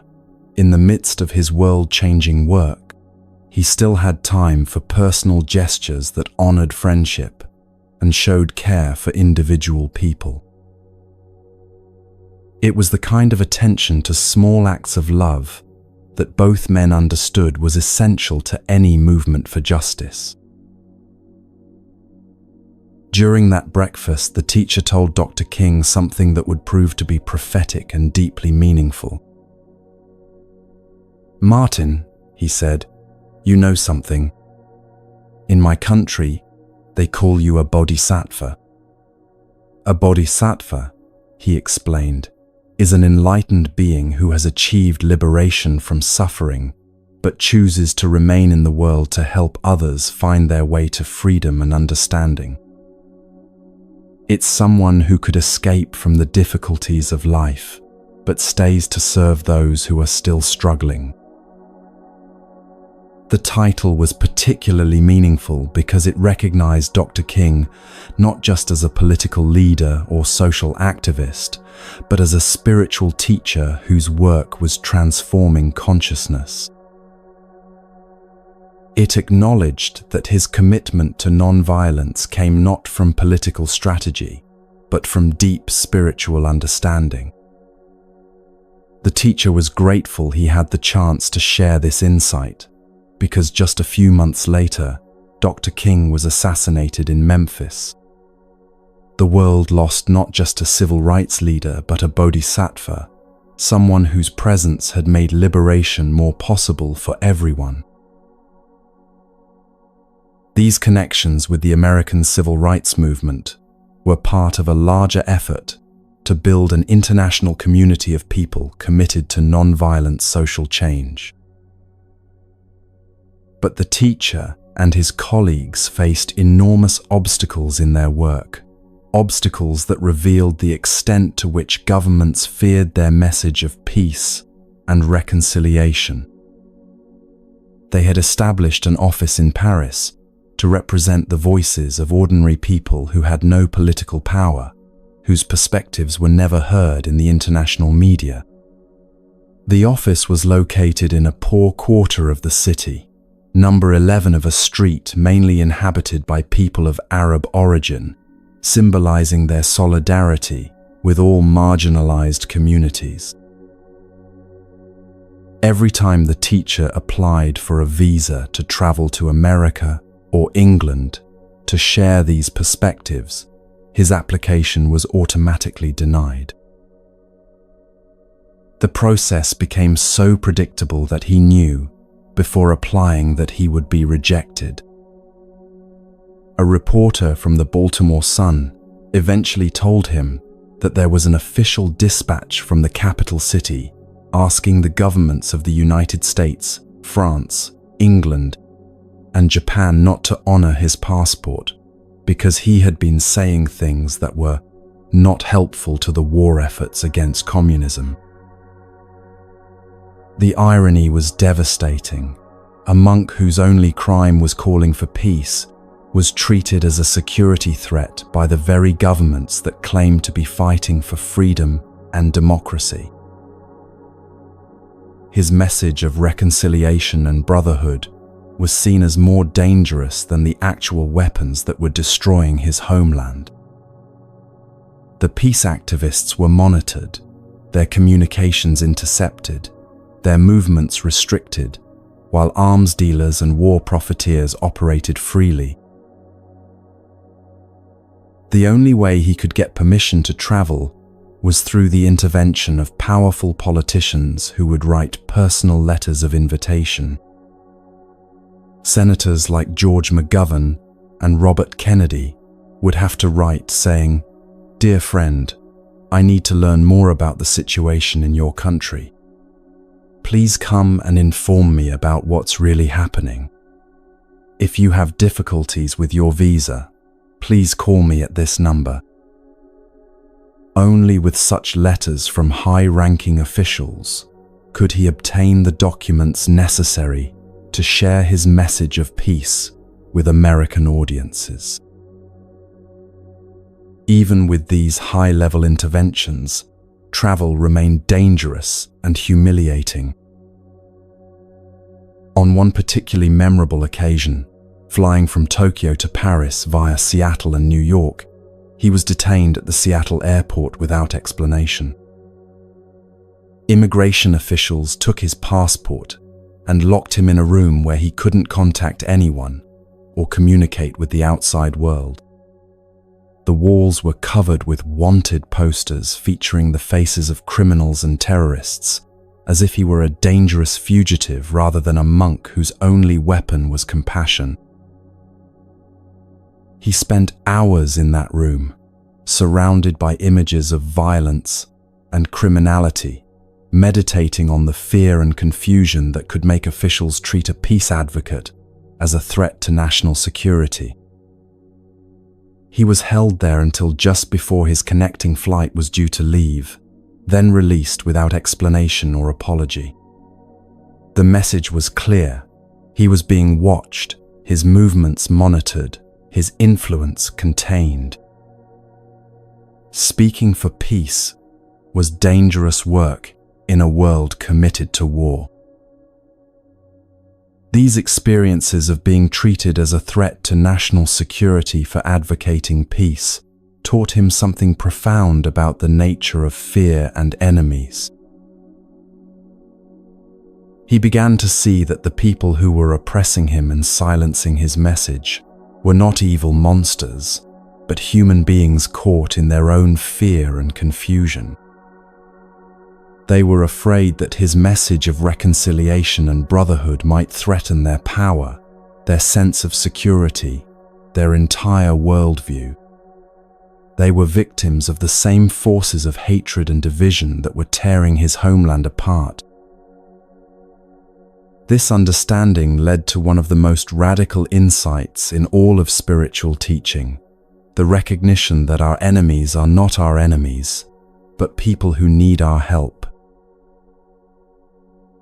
The officials who had exiled him, who had banned his books, who had tried to silence his voice, they were not people to be hated or defeated, but people to be healed.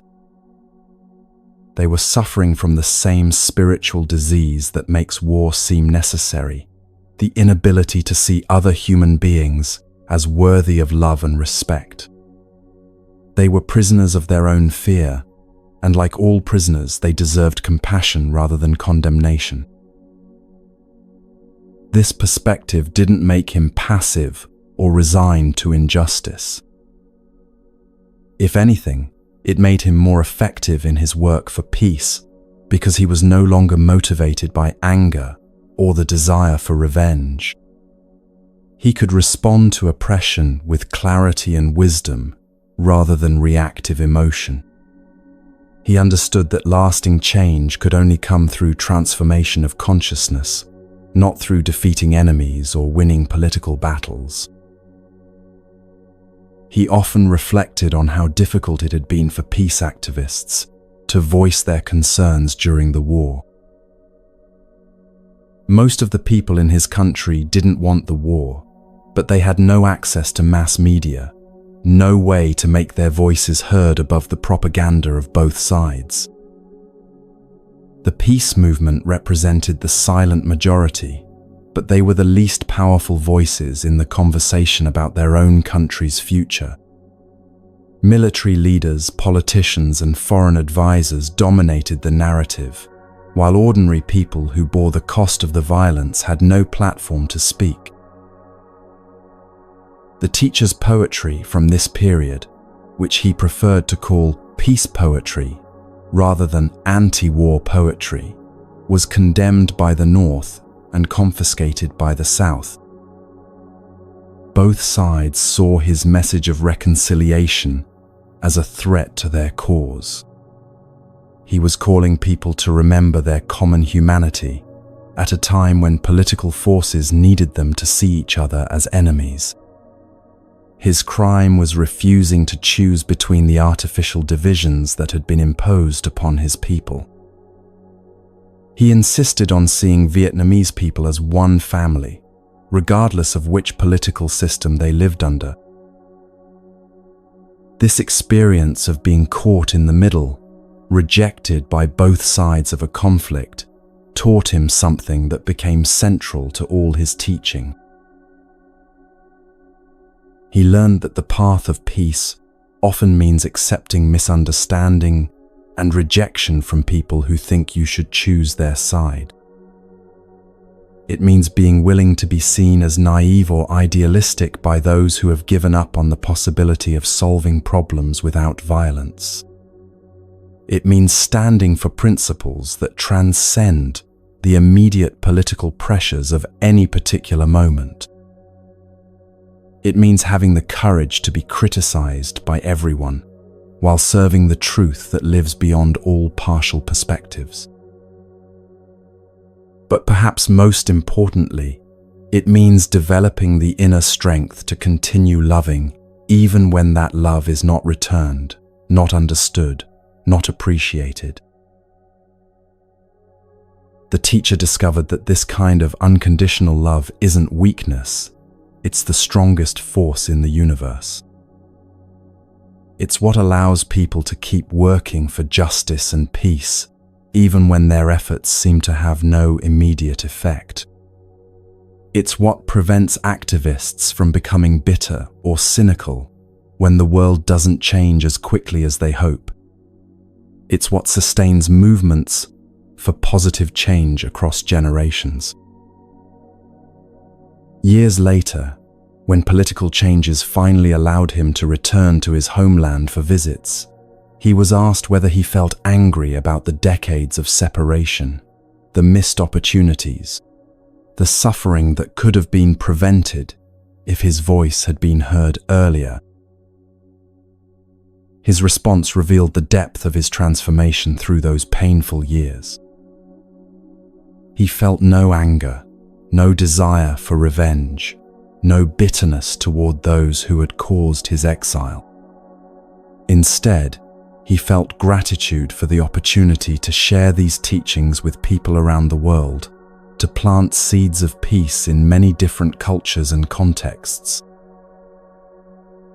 He had learned that suffering, when met with wisdom and compassion, becomes a gift not just to the person who suffers, but to everyone whose life they touch.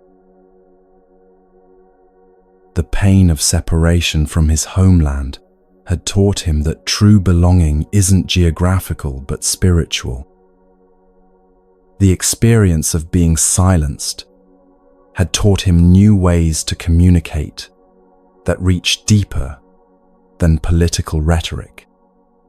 The rejection by both sides of the conflict had freed him to serve a higher cause that transcended all political divisions.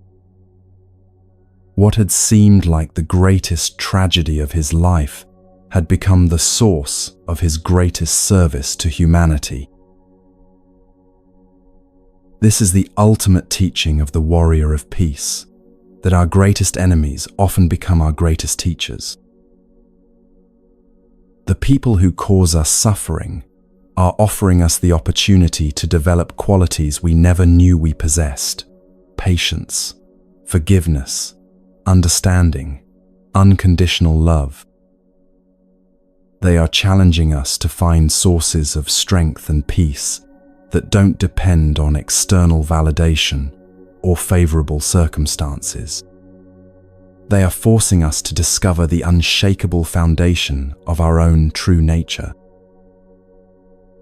When you understand this deeply, it changes everything about how you respond to conflict in your own life.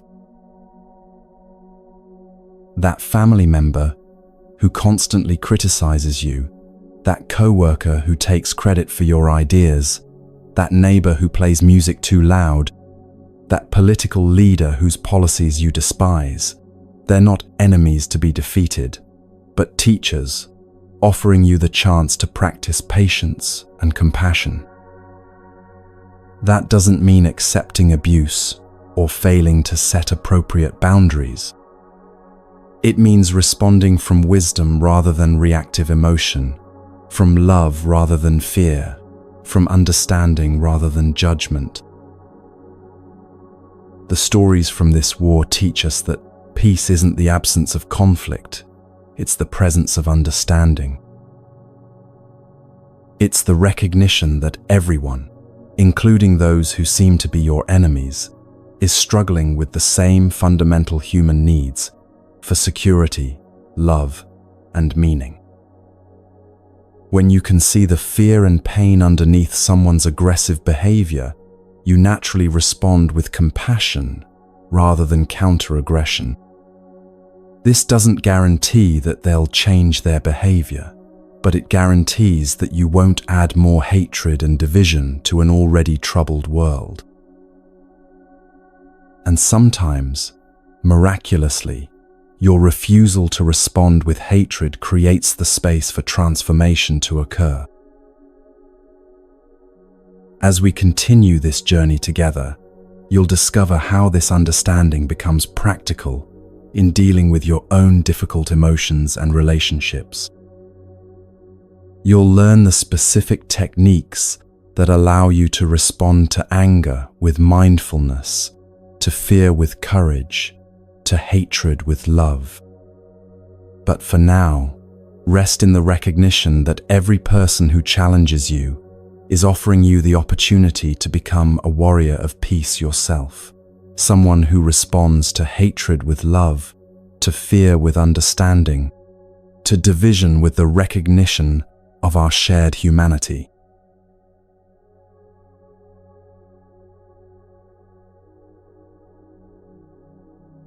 Now we come to perhaps the most practical and transformative teaching in all of Buddhist psychology: how to work with the energy of anger when it arises within you.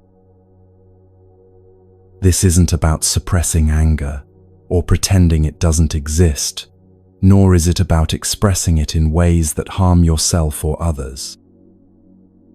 It's about discovering a completely different relationship with this powerful emotion, one that transforms both the anger itself and your understanding of who you really are.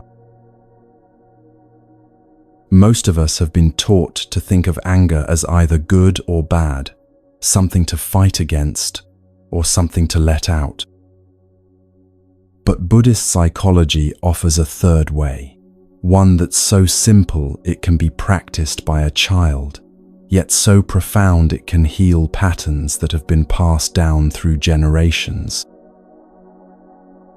This understanding emerged from a story that perfectly illustrates how inherited emotional patterns can be transformed through the practice of mindful awareness.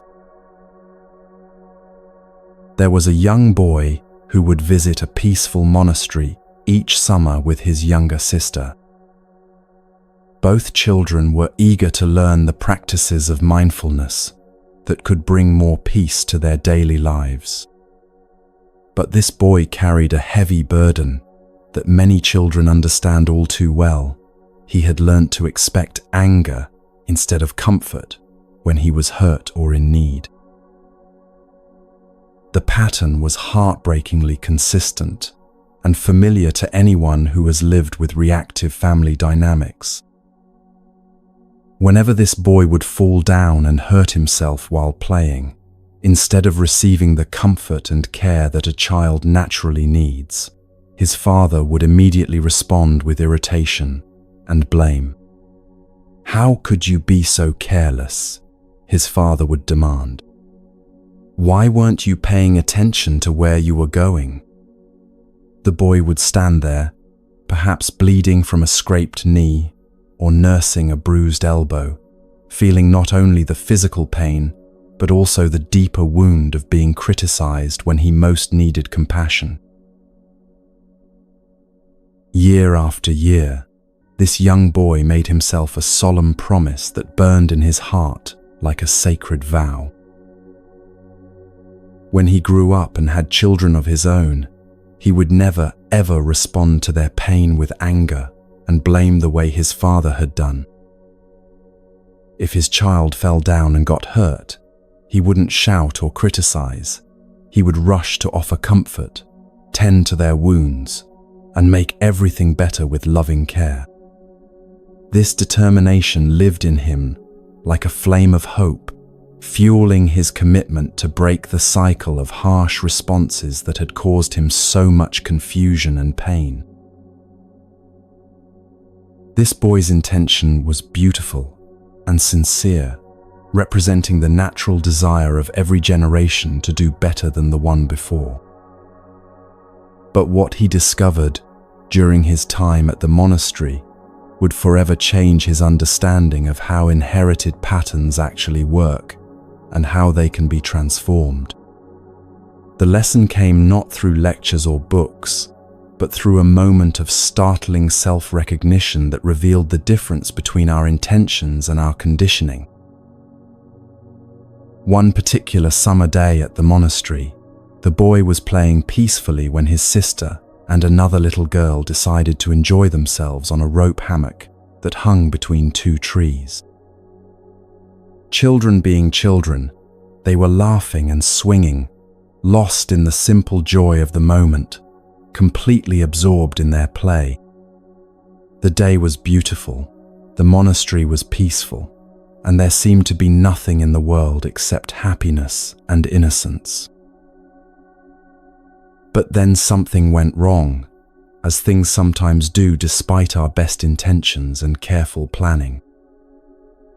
The other girl somehow lost her balance and fell from the hammock, hitting the ground with a painful thud.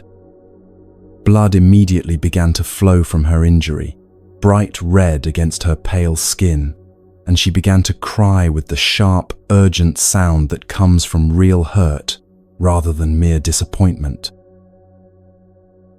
What happened next in the boy's mind and heart changed everything he thought he knew about himself and his capacity to be different from his father. As he saw the injured girl lying there bleeding and crying, instead of rushing to help with the compassion and gentleness he had always promised himself he would show, he felt a sudden and powerful surge of anger rising in his chest like a hot wave. The words that wanted to burst from his mouth were shockingly, devastatingly familiar.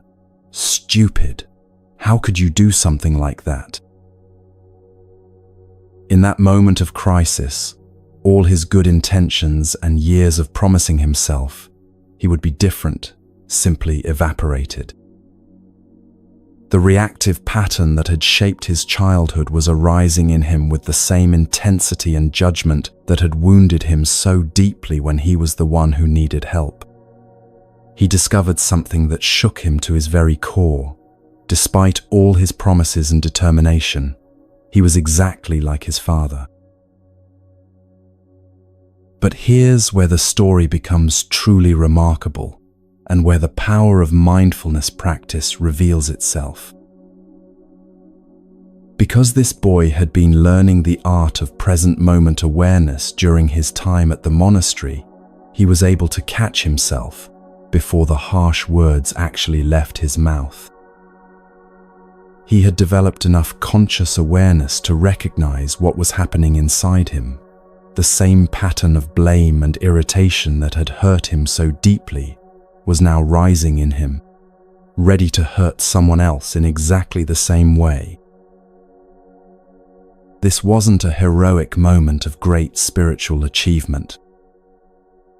It was simply the natural result of practicing mindfulness, which had given him the capacity to observe his mental and emotional patterns without being completely swept away by them.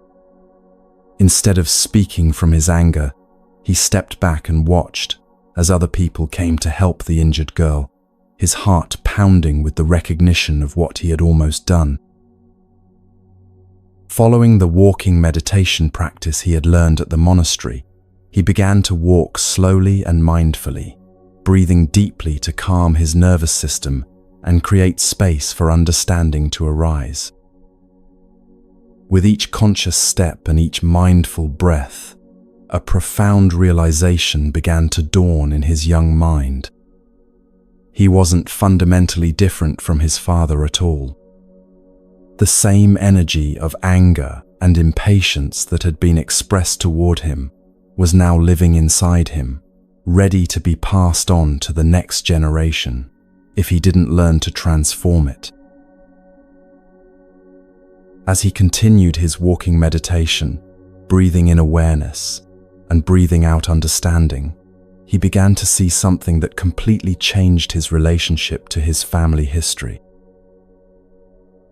His father hadn't been a monster or a fundamentally bad person who chose to hurt his children.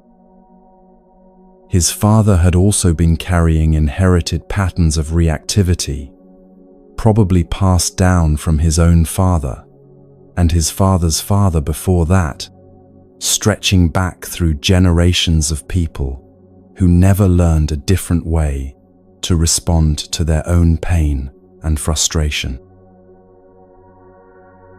This insight completely transformed how the boy felt about his childhood experiences and his relationship with his father.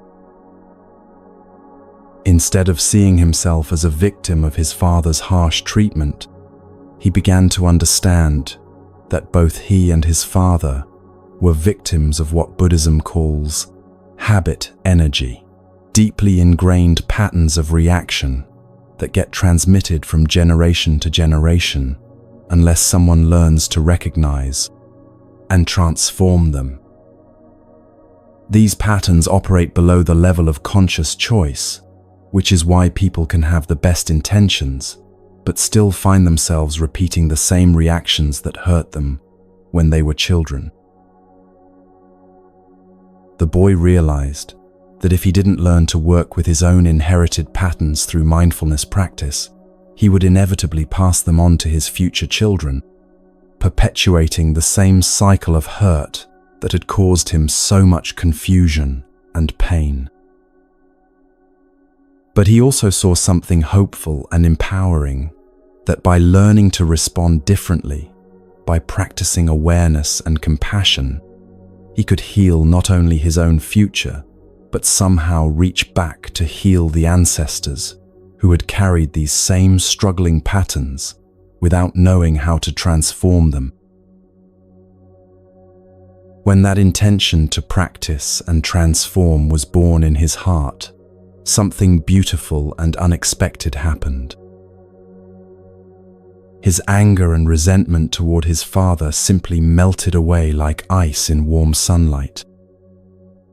It was replaced by a deep desire to go home and tell his father, "I have discovered that I have the same kind of reactive energy in me that you do, and I want us to practice together so we can both be free from these patterns that have caused so much suffering." This young person, through one moment of clear seeing and mindful awareness, had discovered the path to healing that extends in both directions, toward the future and toward the past. He had learned that transformation happens not through fighting against our difficult patterns, but through understanding them so deeply that they lose their power to control our responses. This is the essence of what Buddhism calls mindfulness of anger, a practice that can liberate not just individuals, but entire family lines from cycles of reactive suffering. To understand how this transformation works, we need to explore what Buddhist psychology teaches about the nature of consciousness itself.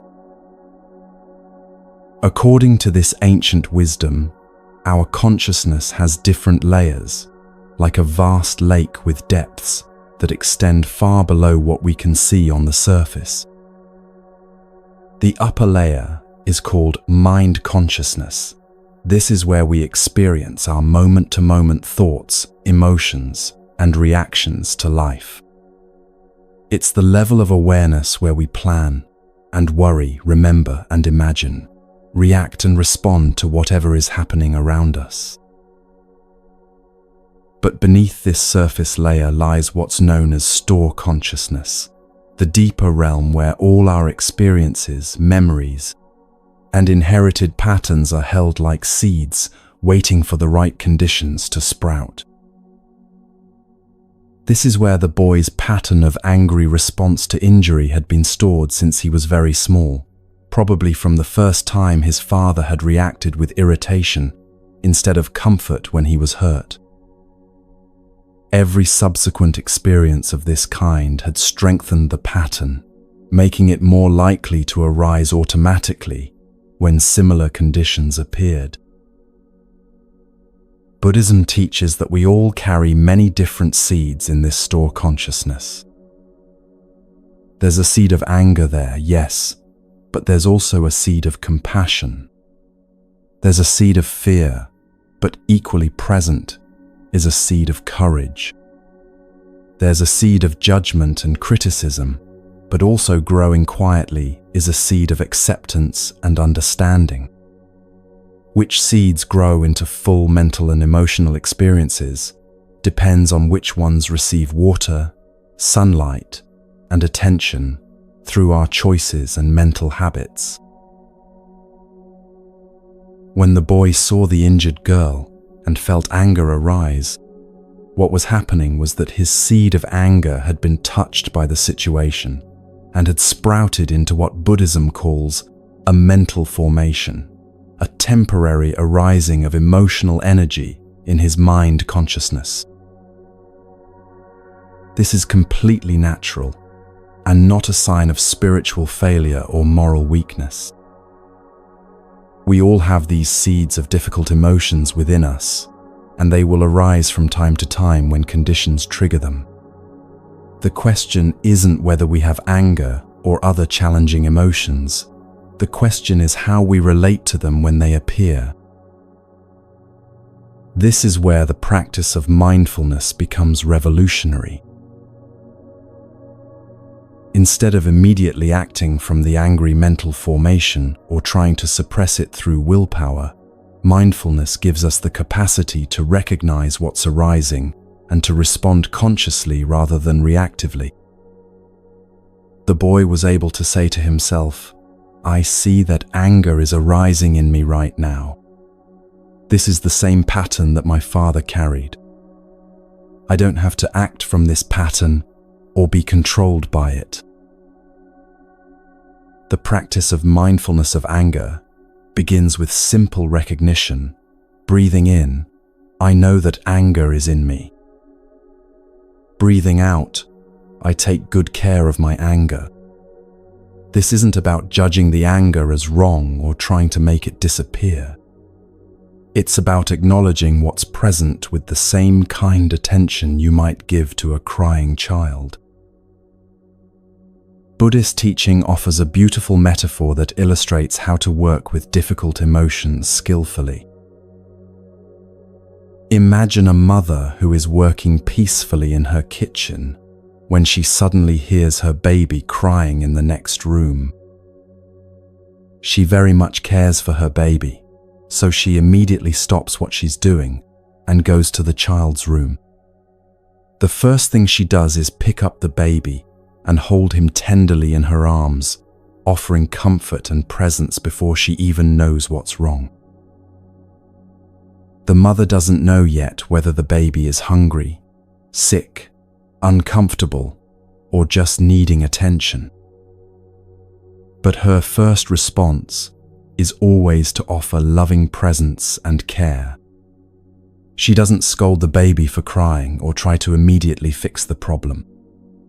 She simply holds the child with mindfulness and tenderness, and this loving attention itself often brings relief and comfort.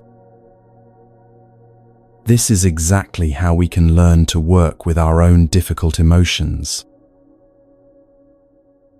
When anger arises, instead of immediately trying to analyze it, express it, or get rid of it, we can first offer it the same tender attention that a loving mother gives to her crying child. We can say to ourselves, "I see that you're here, anger. I'm going to hold you with care and try to understand what you need." As the mother continues to hold her baby with mindful attention, she naturally begins to understand what's wrong. Maybe the baby is hungry and needs to be fed.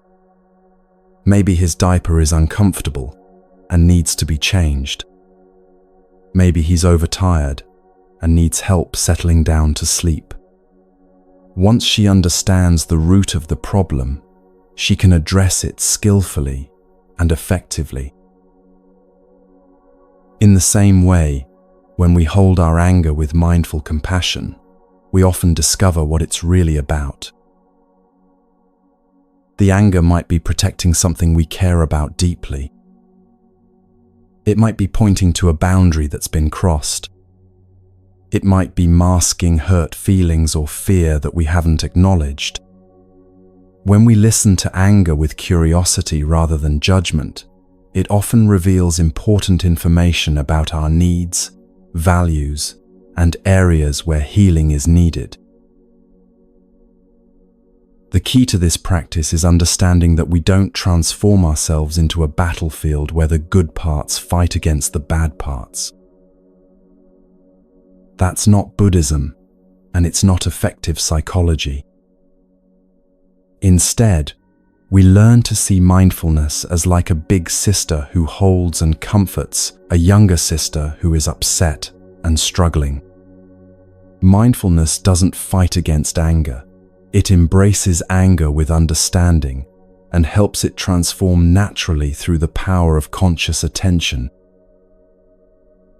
This approach requires developing what Buddhism calls the energy of mindfulness, the capacity to be present with whatever is arising without being overwhelmed by it.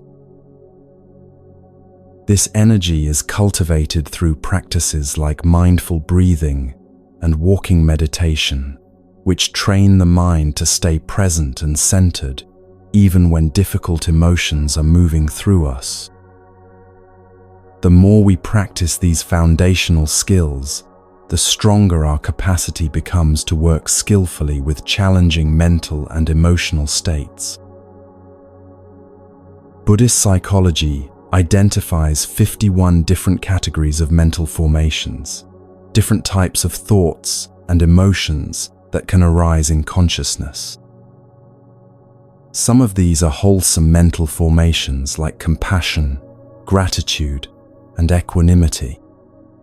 Others are unwholesome mental formations like anger, jealousy, and discrimination. The practice isn't about eliminating the unwholesome ones and keeping only the wholesome ones. It's about learning to work with all mental formations skillfully, transforming the energy of unwholesome states into wisdom and compassion. When we understand that anger is simply energy that has become temporarily stuck in a particular pattern, we can learn to work with that energy rather than being controlled by it. The boy at the monastery discovered that his anger toward his father was actually love that had become distorted by hurt and misunderstanding. When he could see his father as someone who was also carrying inherited patterns rather than as an enemy who had deliberately chosen to hurt him, the anger naturally transformed into compassion and a desire for mutual healing. This transformation didn't happen through forcing or willpower, but through the natural process of clear seeing that mindfulness makes possible. When we really understand the causes and conditions that give rise to our difficult emotions, they begin to lose their grip on us.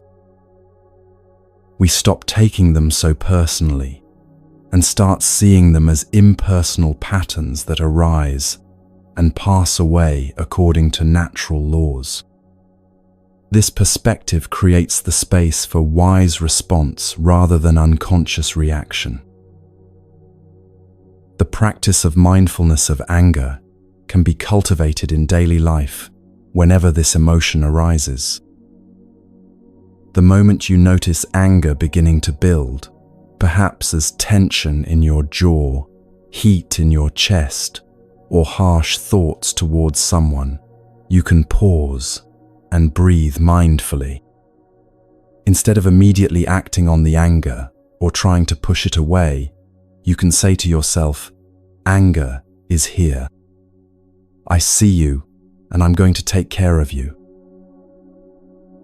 Then you can continue breathing mindfully while holding space for the emotion to be present without letting it drive your actions. Often, if you can stay present with anger for just a few minutes without feeding it with more angry thoughts or suppressing it with resistance, it will naturally begin to reveal its deeper message and transform into something more workable. This practice extends far beyond individual healing to the healing of relationships and even entire family systems. When you can respond to others' anger with mindfulness rather than reactivity, you create the possibility for transformation to occur, not just in yourself but in the people around you. Instead of escalating conflicts through reactive responses, you become a source of peace and understanding that can interrupt cycles of hurt and retaliation. The young boy's story shows us that this healing can reach both forward and backward through time. When he transformed his own angry patterns through mindful awareness, he was ensuring that these patterns wouldn't be passed on to his future children. But somehow, through the mysterious interconnectedness of life, his healing also brought peace to the ancestors who had carried these same struggles without knowing how to transform them. This is the profound promise of mindfulness practice, that individual transformation ripples out to heal not just our immediate relationships, but the entire web of connections that extends through past and future generations. Every moment of conscious response rather than unconscious reaction adds to the collective reservoir of wisdom and compassion that's available to all beings. Every time we choose to hold our anger with mindful compassion, rather than expressing it harmfully or suppressing it unhealthily, we're participating in the healing of the world.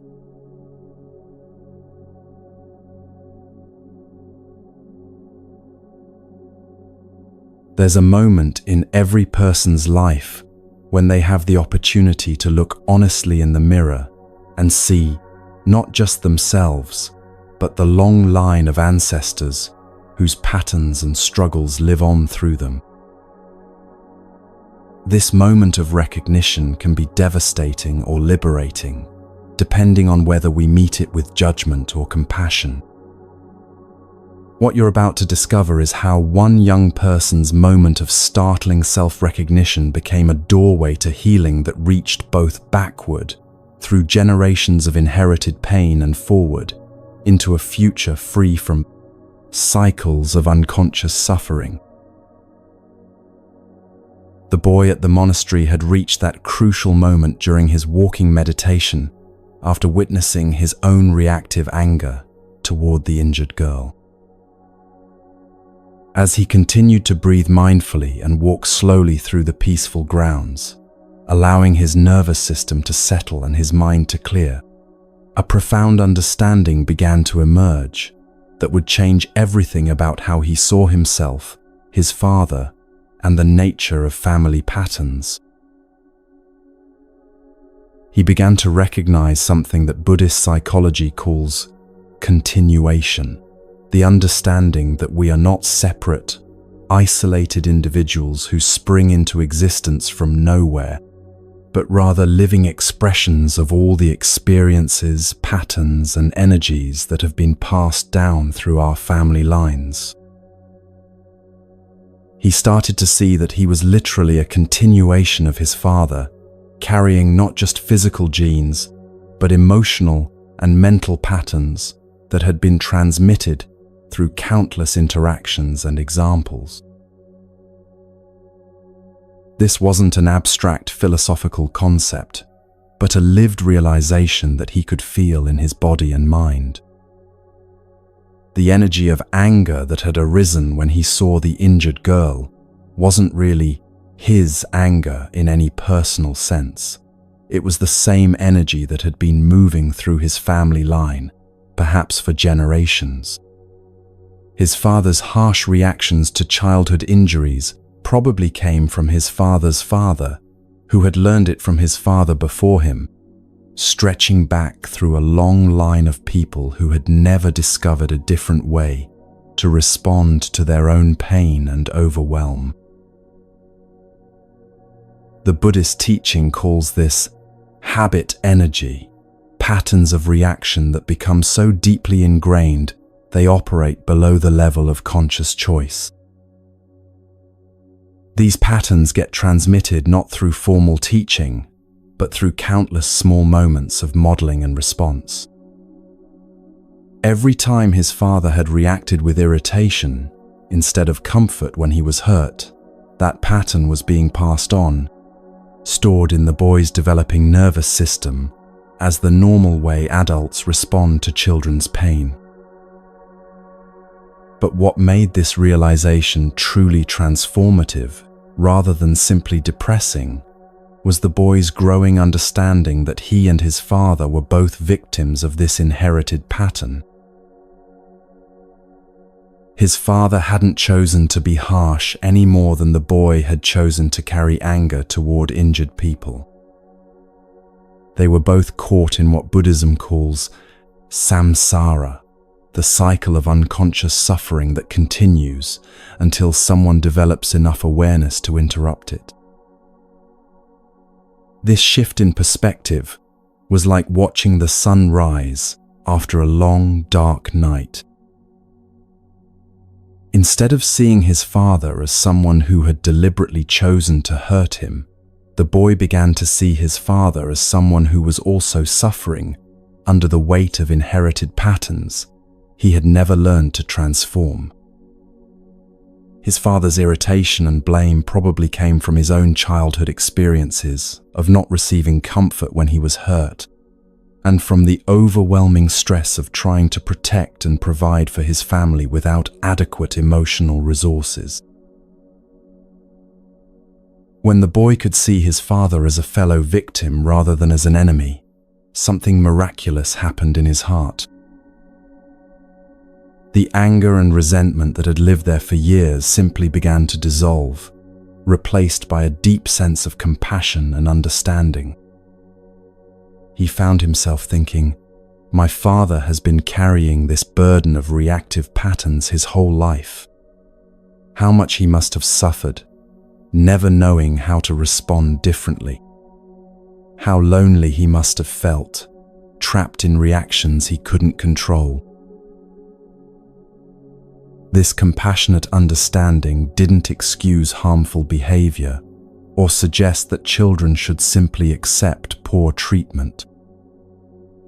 Rather, it offered a perspective that could heal the wounds of the past while creating the possibility for a different future.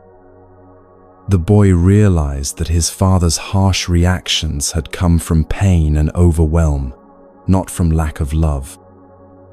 His father had probably wanted to be a good parent, but simply didn't have the tools or awareness to respond differently when his own stress and inherited patterns were triggered.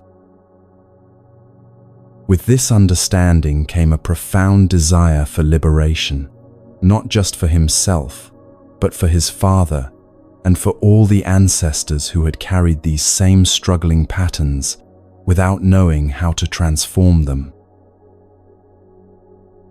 The boy began to see that if he could learn to respond differently through mindfulness practice, he could break the chain of unconscious transmission and ensure that future generations wouldn't have to carry these same burdens. But even more remarkably, he sensed that somehow his healing could reach backward as well as forward. Buddhist teaching speaks of the mysterious interconnectedness of all life, suggesting that when we transform our own patterns through conscious awareness, that transformation ripples out to touch everyone whose life has intersected with ours.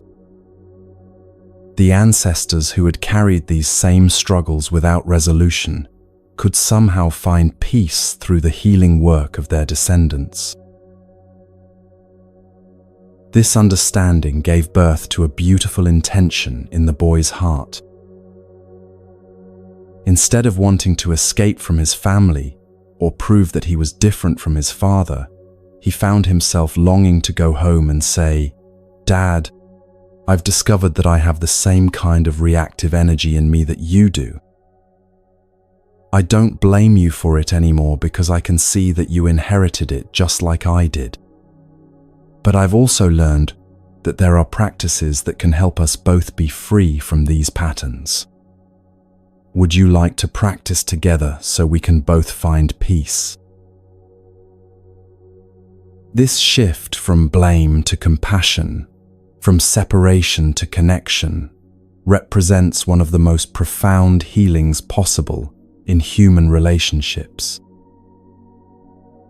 Instead of perpetuating cycles of hurt through resentment and distance, the boy had discovered how to transform inherited pain into shared liberation. He had learned that the very patterns that seemed to divide him from his father could actually become bridges to deeper understanding and mutual healing. The practical implications of this understanding extend far beyond individual family dynamics. When we can see ourselves and others as products of countless inherited influences rather than as autonomous agents who choose their reactions freely, it naturally gives rise to compassion rather than judgment. That coworker who always seems defensive, that neighbor who reacts with suspicion to friendly overtures, that family member who can't seem to express appreciation, they're all carrying patterns they inherited rather than chose. This doesn't mean becoming passive or accepting harmful behavior without boundaries. Rather, it means responding to difficult patterns with the understanding that they arise from suffering rather than malice. When someone reacts with anger or criticism, we can remember that they're expressing inherited pain rather than their deepest truth. This perspective naturally evokes patience and compassion rather than counter-reactivity. The Buddhist teaching about breaking generational patterns also reveals something profound about the nature of time and healing. We usually think of time as linear. The past is finished and gone, the future hasn't happened yet, and healing can only affect what comes next. But according to Buddhist understanding, when we transform our inherited patterns through mindful awareness, that transformation somehow reaches across time to heal wounds that seemed permanently sealed in the past. This isn't mystical thinking, but recognition of how deeply interconnected our lives really are. The ancestors who carried these patterns without resolution live on not just in our genes, but in our nervous systems, our emotional responses, our unconscious beliefs about how life works. When we heal these patterns within ourselves, we're healing not just our own suffering, but the suffering of everyone who contributed to our becoming. The boy's story illustrates how this healing process actually works in practice. Through his mindfulness practice, he was able to recognize the inherited pattern of angry response when it arose in him. Instead of being controlled by it or judging himself for having it, he could observe it with compassionate awareness. This created space between the triggering situation and his response, space where conscious choice became possible. In that space of mindful awareness, the pattern began to lose its automatic power. The boy could feel the familiar energy of irritation and blame arising, but he no longer had to act from it. He could recognize it as an old pattern, seeking expression, and choose instead to respond with care and helpfulness. Each time he made this conscious choice, the pattern weakened, and his capacity for compassionate response grew stronger. This process of pattern transformation through mindful awareness has profound implications for how we understand responsibility and blame in relationships. When someone hurts us through their unconscious patterns, we can hold two truths simultaneously. They are responsible for their actions, and they are also victims of forces, largely beyond their conscious control. This perspective opens the door to accountability without demonization, healing without denial. The boy's realization that he was a continuation of his father also reveals something beautiful about the nature of family love. Beneath all the surface conflicts and inherited patterns, there's a deeper current of connection that can never be broken. The very patterns that seem to divide us from our family members are actually evidence of how deeply we've absorbed their influence, how much we matter to each other. When we can see inherited patterns as expressions of connection rather than sources of separation, family relationships can become opportunities for mutual liberation rather than ongoing battlegrounds. This understanding transforms how we approach the work of personal healing and growth. Instead of trying to become completely different from our families of origin, we can learn to transform the patterns we've inherited while honoring the love and struggle that shaped us.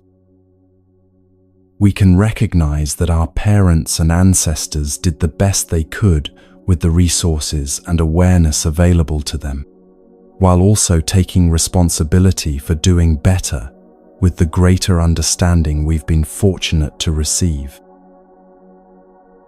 The practice of breaking generational patterns requires both self-compassion and determination.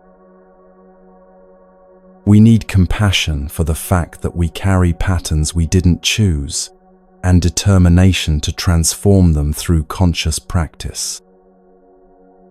This isn't about perfectionism or never making mistakes, but about developing the capacity to recognize unconscious patterns when they arise and respond from awareness rather than automaticity.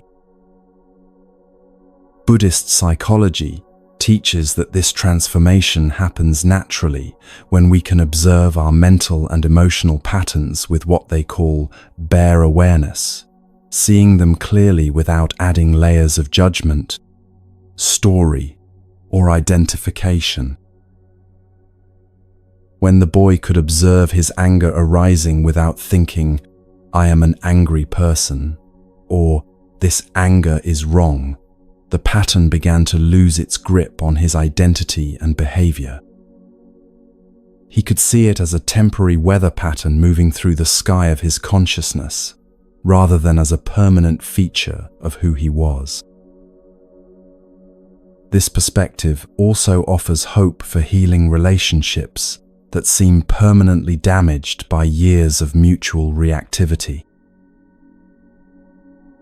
When family members can recognize that they've all been caught in inherited patterns rather than choosing to hurt each other deliberately, conversations become possible that seemed impossible before. The boy's desire to invite his father into shared practice represents the ultimate expression of this understanding, transforming the source of division into an opportunity for connection and mutual growth.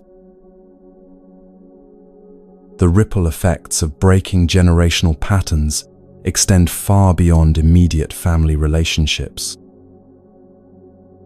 When we learn to respond to inherited reactivity with conscious awareness, we become sources of healing energy in all our relationships.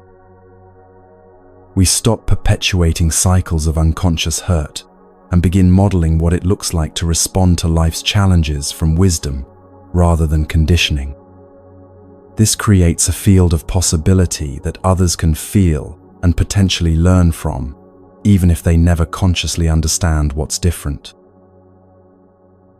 Perhaps most importantly, this work of pattern transformation teaches us something profound about the nature of true maturity and spiritual development. Rather than seeing ourselves as victims of our past or heroes who have transcended it, we can understand ourselves as links in a chain of transmission that we have the power to transform. We are both products of all who came before us and ancestors to all who will come after us. This perspective brings both humility about our conditioning and empowerment about our capacity to choose differently. The boy's story shows us that the moment of recognizing our inherited patterns doesn't have to be a moment of despair about how deeply conditioned we are. It can be a moment of liberation when we realize that what seemed like personal failing is actually shared human struggle, and that transformation is possible not through rejecting our inheritance, but through bringing consciousness to it.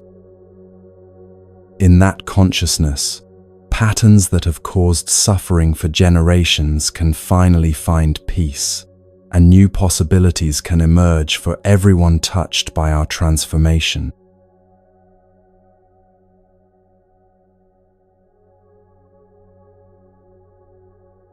In a world that measures revolution by the noise it makes and the institutions it destroys, there exists a quieter form of rebellion that transforms everything it touches without firing a single shot or raising a single voice in anger. This revolution happens one breath at a time, one step at a time, one moment of conscious presence at a time. It's the revolution of awakening to the extraordinary nature of ordinary life, and it has the power to liberate not just yourself, but everyone whose life you touch and everyone who came before you. What you're about to discover might seem impossibly simple at first. How the act of walking mindfully, drinking tea with awareness, or eating a meal in silence can become acts of profound transformation that ripple out to heal the world. But within these humble practices lies a power that tyrants fear and that no external force can ever take away from you, the power to be fully alive, fully present, fully free in any circumstances life might bring. The understanding begins with recognizing something that most of us have forgotten in our rush through modern life, that your body and mind, which seem so separate most of the time, are actually designed to work together as one integrated whole. Right now, as you listen to these words, your body might be here in this room while your mind is somewhere else entirely, replaying a conversation from yesterday, planning tomorrow's schedule, or lost in a daydream about somewhere you'd rather be. This split between physical presence and mental presence is so common we think it's normal, but it's actually a form of suffering that keeps us from experiencing the fullness of life. Buddhist teaching offers a beautifully simple remedy for this divided state of being. Between your scattered mind and your present body lies a bridge that's always available, always reliable, always calling you back home to yourself. That bridge is your breath. As soon as you place your attention on your breathing, really feeling the sensation of air entering and leaving your body, something magical happens. Your mind begins to settle into your body, and you start to become one person again, instead of two. This reunification of body and mind isn't just a pleasant feeling, it's the foundation for what one wise teacher called the most revolutionary act you can perform. When you breathe mindfully and bring your full attention to the simple act of taking a step, you're not just moving your body through space. You're generating what Buddhism calls the energy of freedom and solidity, a quality of presence that can transform not only your own experience, but the very fabric of reality around you.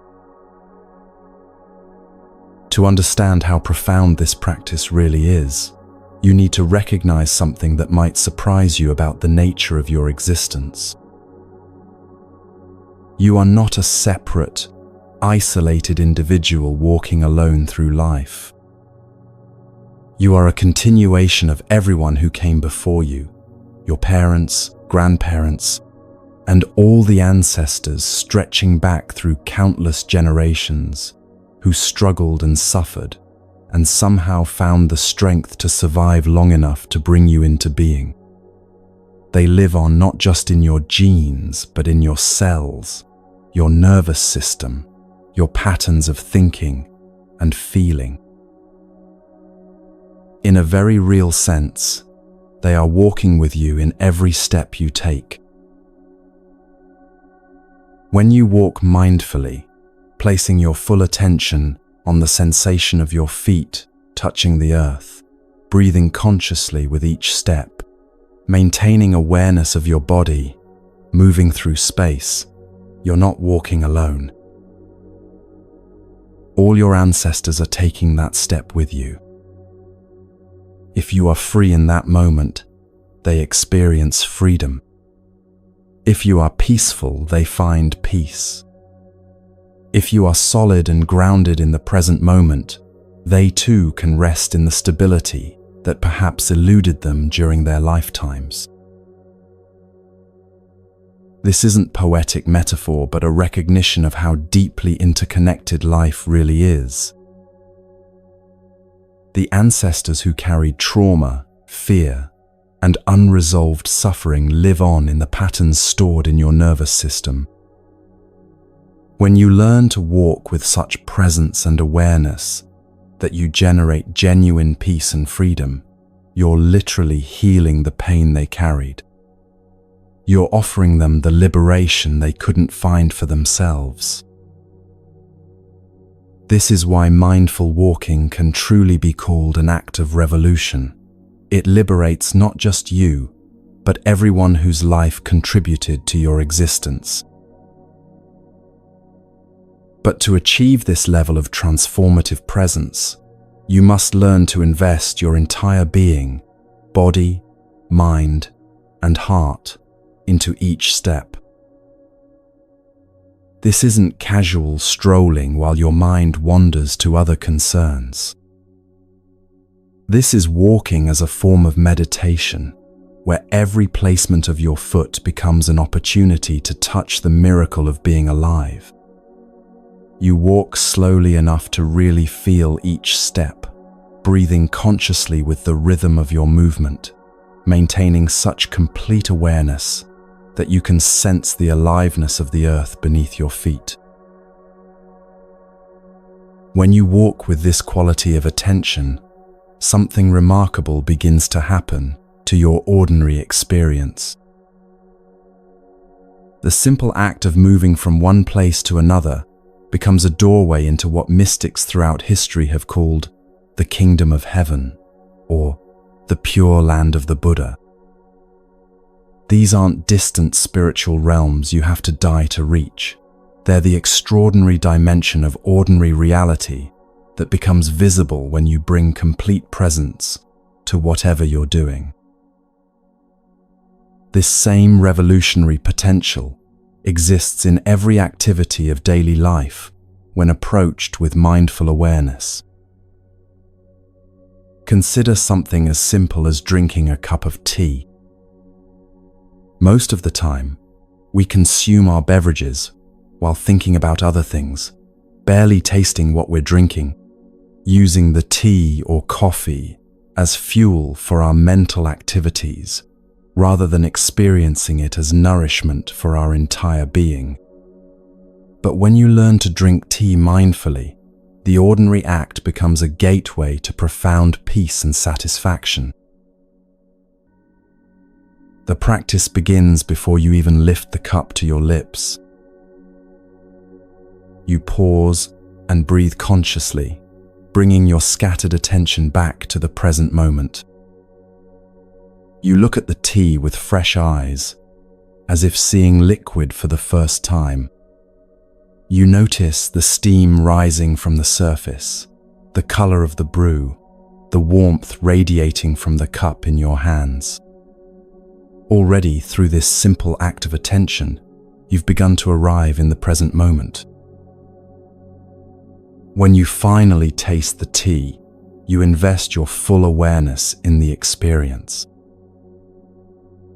You're not thinking about your to-do list or rehearsing conversations or planning your next meal. You're simply drinking tea with the same quality of attention you might bring to a sacred ceremony. In that moment of complete presence, you become real, and the tea becomes real.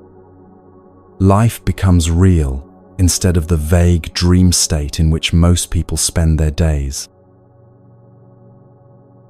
This distinction between living in reality and living in a kind of waking dream is crucial to understanding why mindful living is so revolutionary. When you're constantly thinking about the past or future, constantly preoccupied with mental stories and internal commentary, you're not actually living your life. You're living in your thoughts about your life. You miss the actual texture of experience, the richness of sensation, the simple miracle of being conscious in a physical body on a planet spinning through space. But when you learn to be fully present, when you can drink your tea with complete attention, walk down the street with total awareness, or listen to someone speak without your mind wandering to other concerns, you wake up from the dream of mental preoccupation and begin to inhabit your actual life. You discover that ordinary moments contain depths of beauty, meaning, and satisfaction that no amount of external achievement or accumulation can provide. This awakening to the present moment has profound implications for how you understand happiness and fulfillment. Most people spend their lives chasing future conditions they believe will make them happy: the right relationship, career success, financial security, better health, or the resolution of current problems. But this constant reaching toward an imaginary future happiness means they never fully receive the good that's available right now. They live in a state of perpetual postponement, always believing that contentment lies just around the next corner. The practice of mindful living reveals that this approach is backwards. Real satisfaction isn't found by changing your external circumstances, but by changing the quality of attention you bring to whatever circumstances you find yourself in. When you can be fully present with what's here, whether it's pleasant or challenging, familiar or strange, you discover that this moment contains everything you need to be at peace. This doesn't mean becoming passive or giving up on positive change. Rather, it means acting from a foundation of present moment contentment rather than from a sense of lacking or needing life to be different than it is. When you're grounded in the peace that's available right now, your actions become more effective because they're motivated by wisdom and love rather than fear and desperation. The revolutionary nature of this practice becomes even clearer when you consider how it affects your relationships with other people. When you're truly present, when your body and mind are unified, and your attention is completely available, others can feel this quality of presence, even if they can't articulate what's different. You become like a peaceful lake that naturally calms the agitation of anyone who approaches its shores. Your presence becomes a gift that helps others remember their own capacity for peace and awareness. This is why mindful living is ultimately an act of service to the world. Every moment you spend in genuine presence, every step you take with full awareness, every cup of tea you drink with complete attention is contributing to the collective reservoir of peace and wisdom that's available to all beings. You're modeling what it looks like to be fully alive, and this modeling has a power that extends far beyond anything you might accomplish through conventional activism or social engagement. The practice requires learning to find the extraordinary within the ordinary, the sacred within the mundane. When you eat a simple meal, you can approach it as just another task to complete while thinking about other things, or you can receive it as a gift from the earth itself, the culmination of sunshine, rain, soil, and countless human hands working together to nourish your body. When you see your food this way and eat with gratitude and attention, even the simplest meal becomes a communion with the entire web of life that sustains you. The same transformative potential exists in every routine activity when approached with mindful awareness. Washing dishes becomes an opportunity to enjoy the warmth of water and the satisfaction of creating cleanliness and order. Walking to your car becomes a chance to feel your body moving through space and to notice the quality of light and air around you. Even waiting in line or sitting in traffic can become opportunities to practice presence and generate peace instead of frustration. This shift in how you inhabit daily life has cumulative effects that extend far beyond the moments of practice themselves. As you learn to find fulfillment in simple presence rather than constant stimulation, you naturally become less driven by compulsive desires and more able to appreciate what's already available. You develop what Buddhism calls contentment, not the contentment of having everything you want, but the contentment of wanting what you have. This quality of satisfied presence is perhaps the most revolutionary force in a culture built on manufactured dissatisfaction and constant consumption. When you can be genuinely happy drinking a simple cup of tea, you're less susceptible to advertising that promises happiness through acquisition. When you can find joy in a mindful walk around your neighborhood, you're less likely to believe that you need exotic vacations to experience beauty and adventure. Your very contentment becomes a form of resistance to systems that depend on your perpetual dissatisfaction. But perhaps the most profound aspect of this revolutionary practice is how it transforms your understanding of what it means to be alive.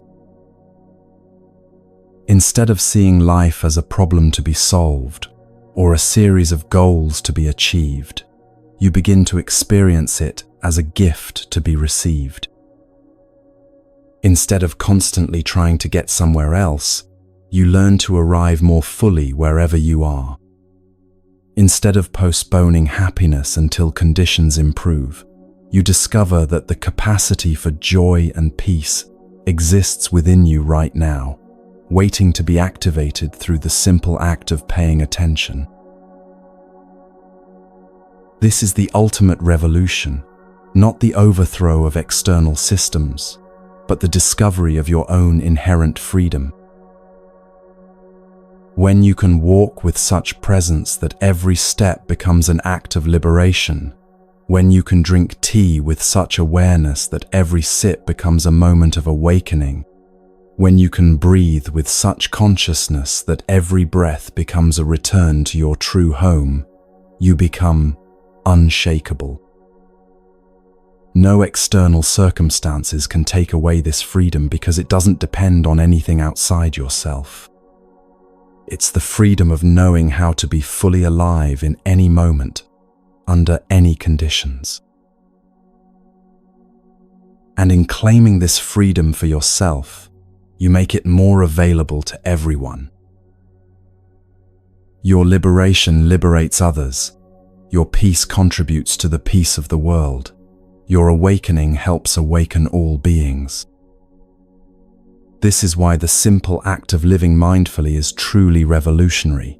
It changes not just your own life, but the very fabric of reality itself.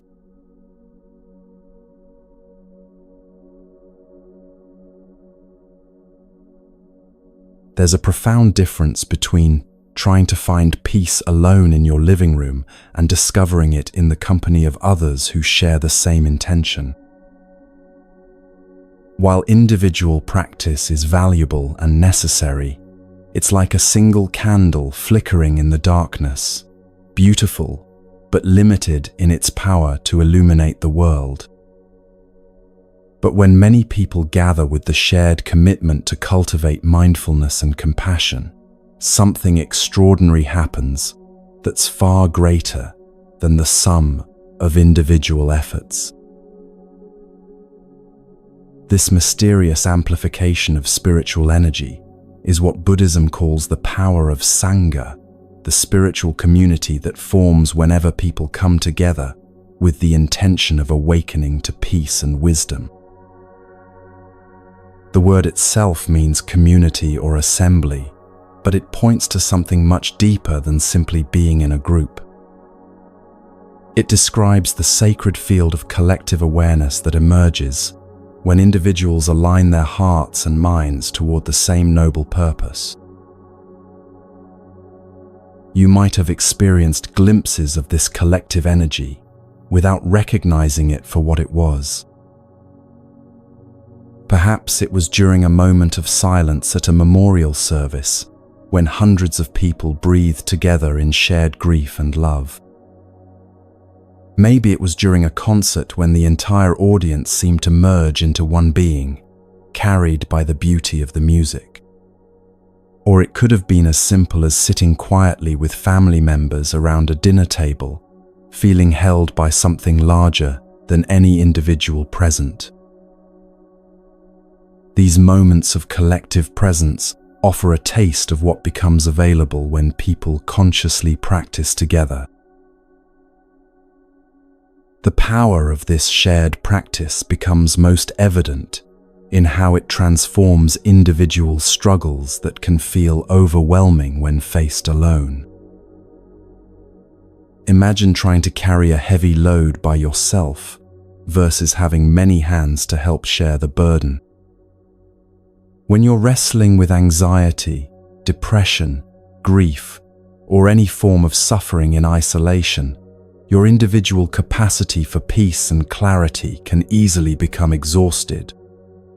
But when you allow yourself to be held by the collective energy of a community committed to healing and awakening, your personal struggles find support in something much larger than your own limited resources. This support happens not through advice giving or problem solving, but through the simple power of shared presence. When a group of people sits together in mindful silence, breathing consciously and maintaining awareness of the present moment, they create what could be called a field of peace that naturally penetrates into each individual. Your nervous system begins to attune to the collective calm. Your scattered thoughts start to settle, and you find yourself accessing states of peace that seemed impossible when you were struggling alone. Buddhist communities have developed specific practices that harness this collective energy for maximum healing benefit. One of the most powerful is the practice of eating meals together in complete silence, transforming the ordinary act of nourishment into a profound spiritual practice. This isn't the awkward silence of people who have nothing to say to each other, but the rich silence of individuals who are so present with their experience that words become unnecessary. When you sit down to eat with others in this way, something beautiful begins to unfold. Instead of the usual dinner conversation that keeps your mind occupied with stories, opinions, and social dynamics, you have the opportunity to bring your complete attention to the miracle of nourishment. You can actually taste your food instead of consuming it mindlessly while thinking about other things. You can feel gratitude arising naturally as you recognize the countless gifts that have come together to make this meal possible. The practice begins before you even take your first bite. You pause and look at the food in front of you with fresh eyes, as if seeing nourishment for the first time. That simple piece of bread on your plate isn't just flour and water that's been baked. It's what Buddhist teaching calls an ambassador from the cosmos, carrying within it the energy of sun and rain, soil and seed, the work of countless hands, and the love of everyone who contributed to bringing it to your table.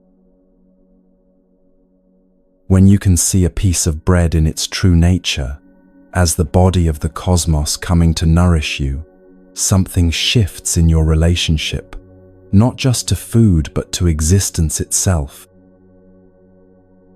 You begin to understand that you're not a separate being, consuming resources from an external world, but rather a temporary expression of the same life force that animates everything around you. The bread is you, and you are the bread, both arising from the same source and returning to the same source. This understanding naturally gives rise to reverence and gratitude. You place the bread in your mouth, not as a consumer taking from the world, but as one part of life, receiving nourishment from another part of life. You chew slowly and mindfully, actually tasting the sweetness and texture, feeling the way your body receives and transforms this gift. Most importantly, you chew only the bread, not your worries about tomorrow, not your resentments about yesterday, not your plans and fantasies and mental stories. This distinction between mindful consumption and unconscious consumption reveals something profound about how we create our own suffering. Most of the time, when we eat, we're not just consuming food, we're also consuming our thoughts and emotions, chewing on our anxieties and digesting our anger along with our meals. We put not just bread in our mouths, but our projects, our fears, our irritations, our endless mental commentary about everything that's wrong with our lives. This creates a kind of spiritual indigestion that prevents us from receiving the nourishment that's actually available. But when you learn to eat mindfully in the supportive presence of others who are doing the same practice, you discover what it means to receive pure nourishment. You chew only what deserves to be chewed, the gifts of the earth that have come to sustain your body. You allow yourself to be fed, not just physically, but spiritually, opening to receive the love and care that flows through every aspect of your meal. The collective energy of the group supports this quality of attention in ways that would be difficult to maintain alone.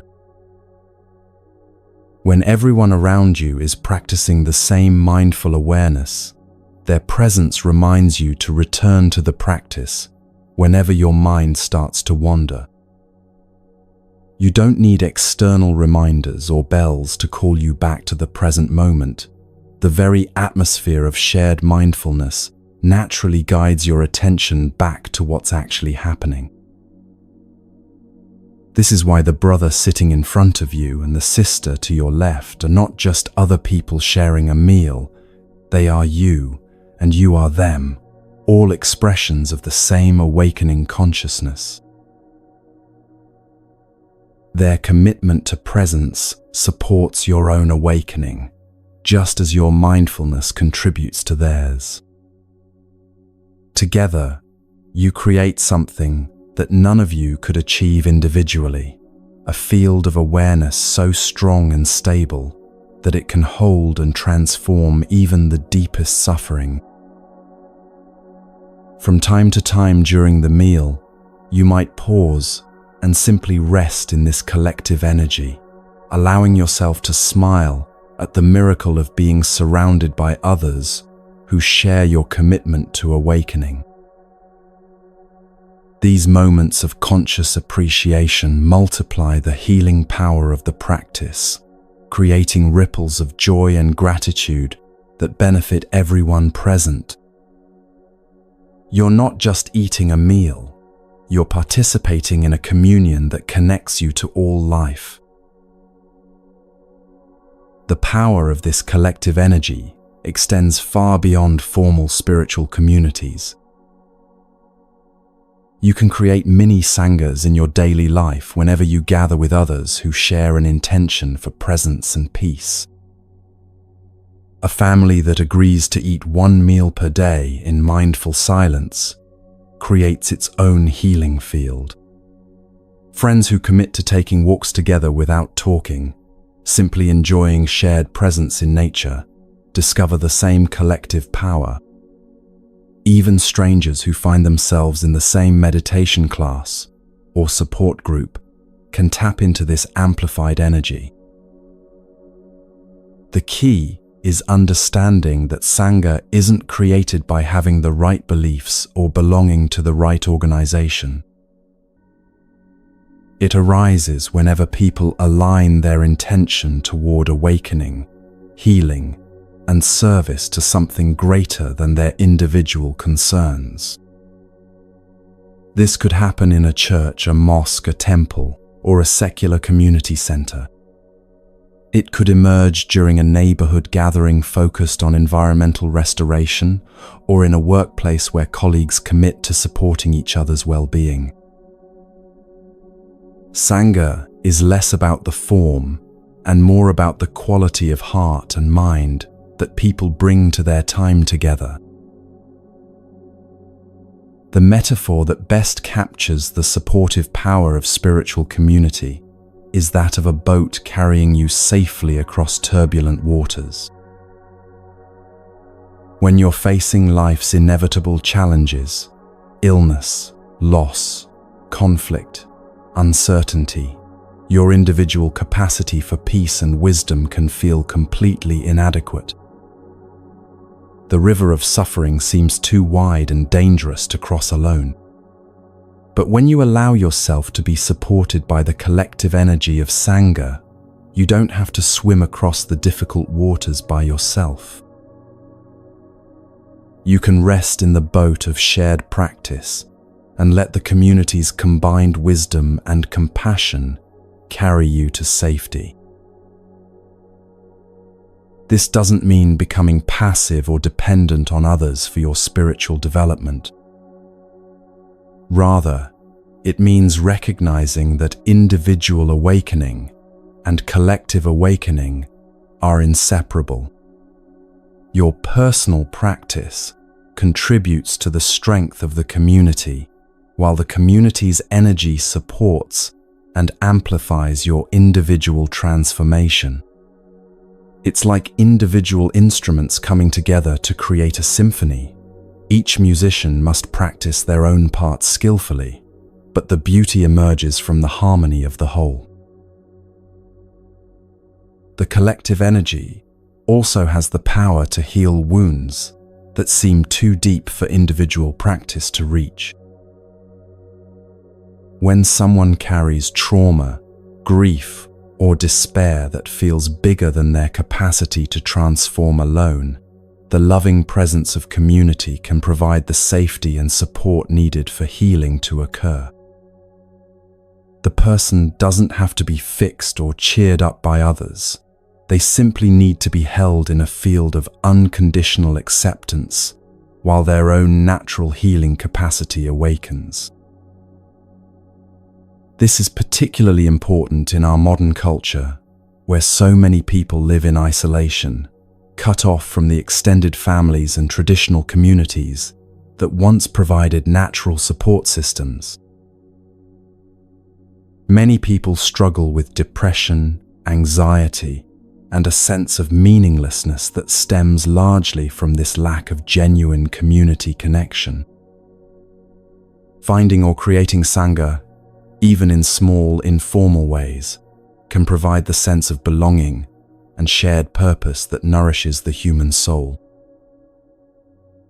The practice of allowing yourself to be penetrated by collective mindfulness energy requires a willingness to soften the boundaries of individual identity. You have to be willing to let go of the illusion of complete self-reliance and open to receiving support from sources larger than your personal will and effort. This can feel vulnerable at first, especially if you've learned to cope with life's challenges primarily through independence and control. But when you experience the actual support that becomes available through genuine spiritual community, this vulnerability reveals itself as a doorway to profound healing and growth. As you continue practicing with others, you begin to understand that your individual liberation is inseparable from the liberation of all beings. The peace you cultivate through Sangha practice doesn't belong to you alone. It becomes part of the collective reservoir of wisdom and compassion that's available to help heal our troubled world. Your presence in community, your commitment to awakening, your willingness to support others in their practice, all of this contributes to the transformation of human consciousness itself.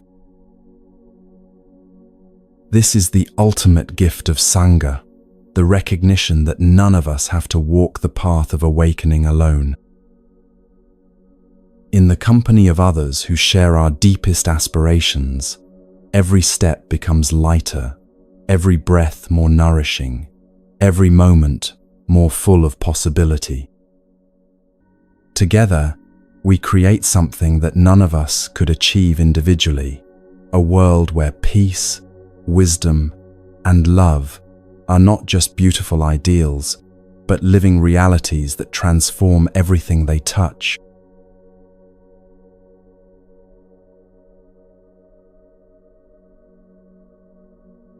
There's a sacred temple that exists within your own heart, complete with everything you need for complete liberation from suffering. This isn't a metaphor or wishful thinking, but a recognition of the actual spiritual architecture that lives within every human being. You don't need to travel to distant places or spend years in formal training to access this inner sanctuary. You don't need special permissions or initiations from external authorities. The temple of your true nature is always available, waiting for you to discover the 3 doorways that lead to perfect freedom. These 3 doors have been known to spiritual seekers for thousands of years, yet they remain as fresh and relevant today as they were when first discovered.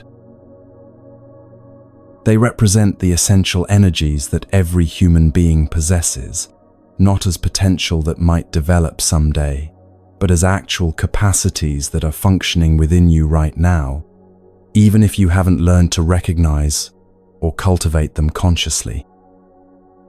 These are the energies of the Buddha within you, the forces of transformation and healing that can liberate you from every form of mental and emotional bondage.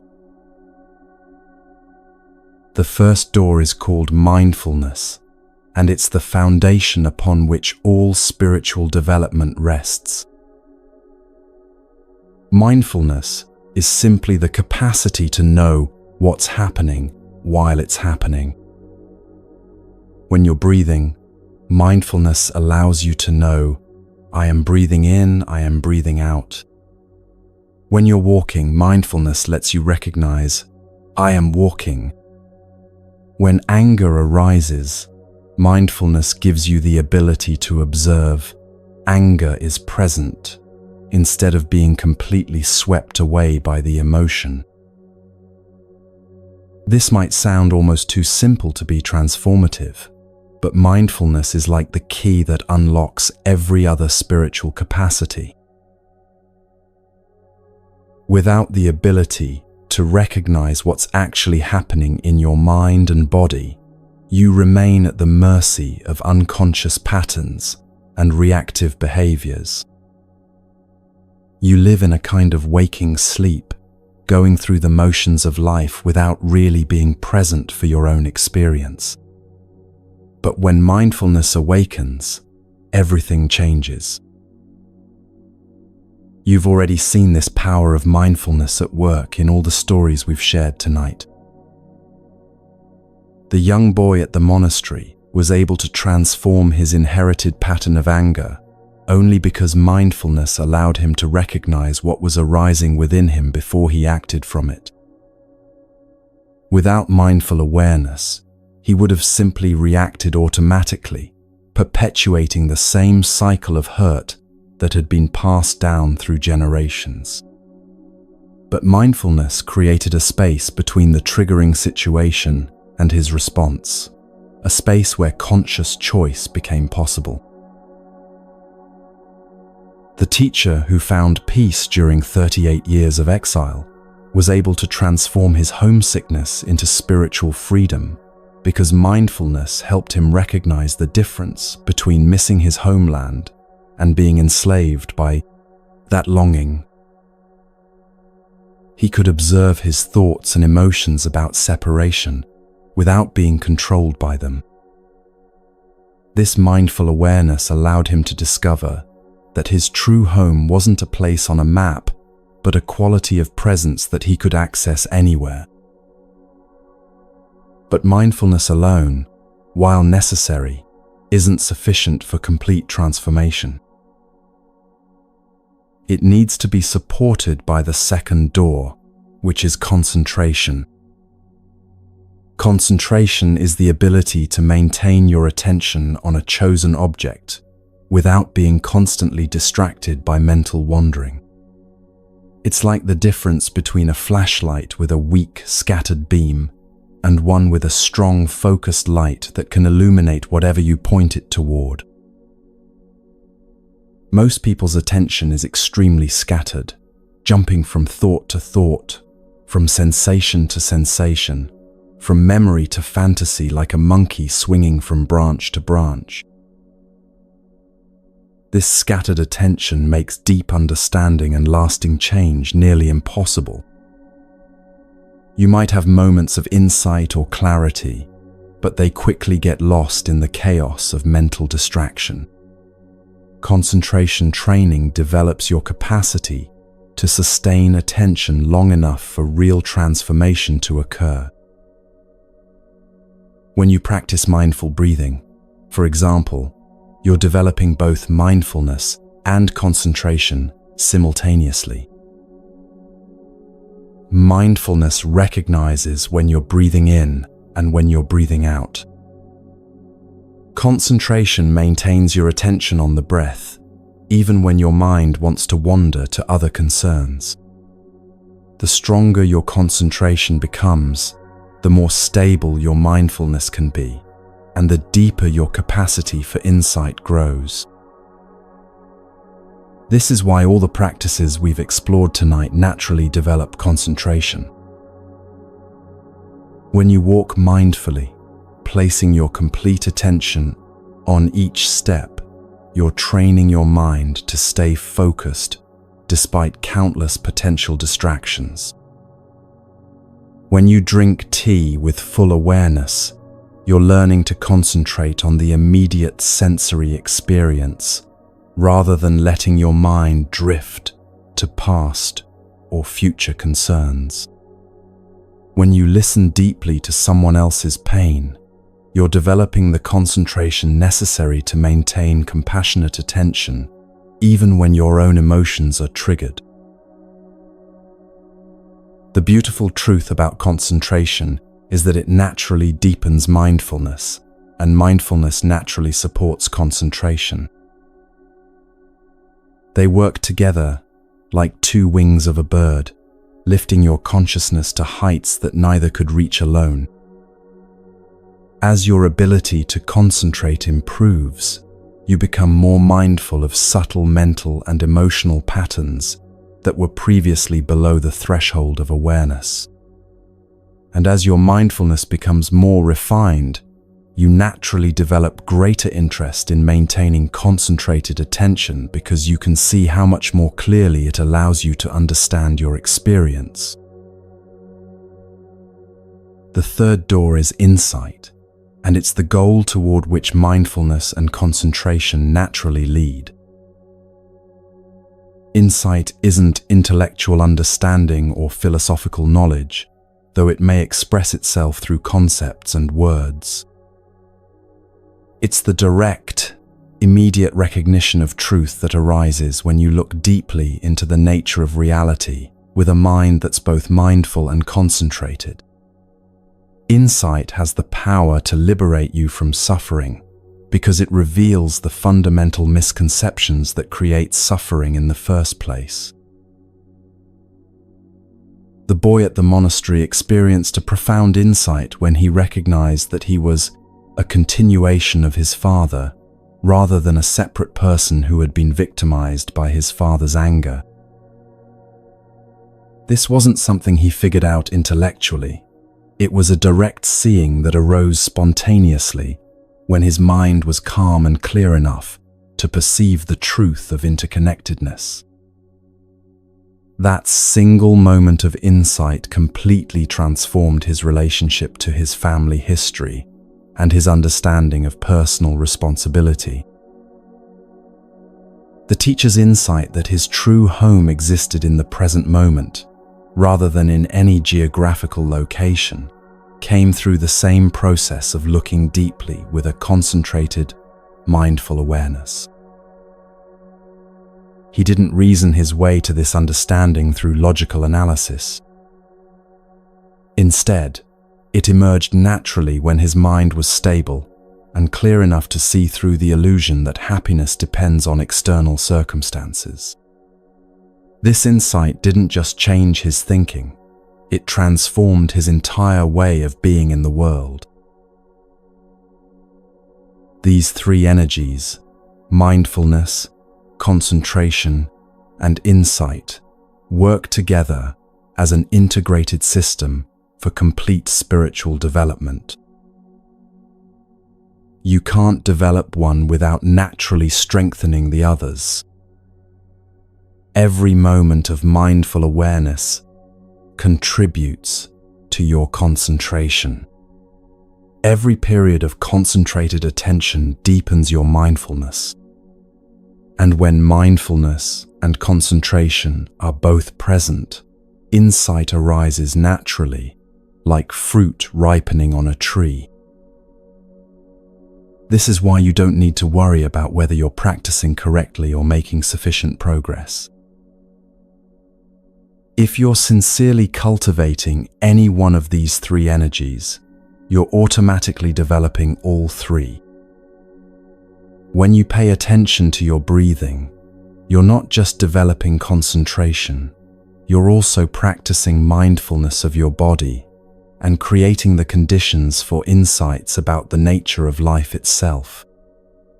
When you walk mindfully, you're not just being present with physical movement, you're also training concentration and opening to deeper understanding about your connection to the earth and all life.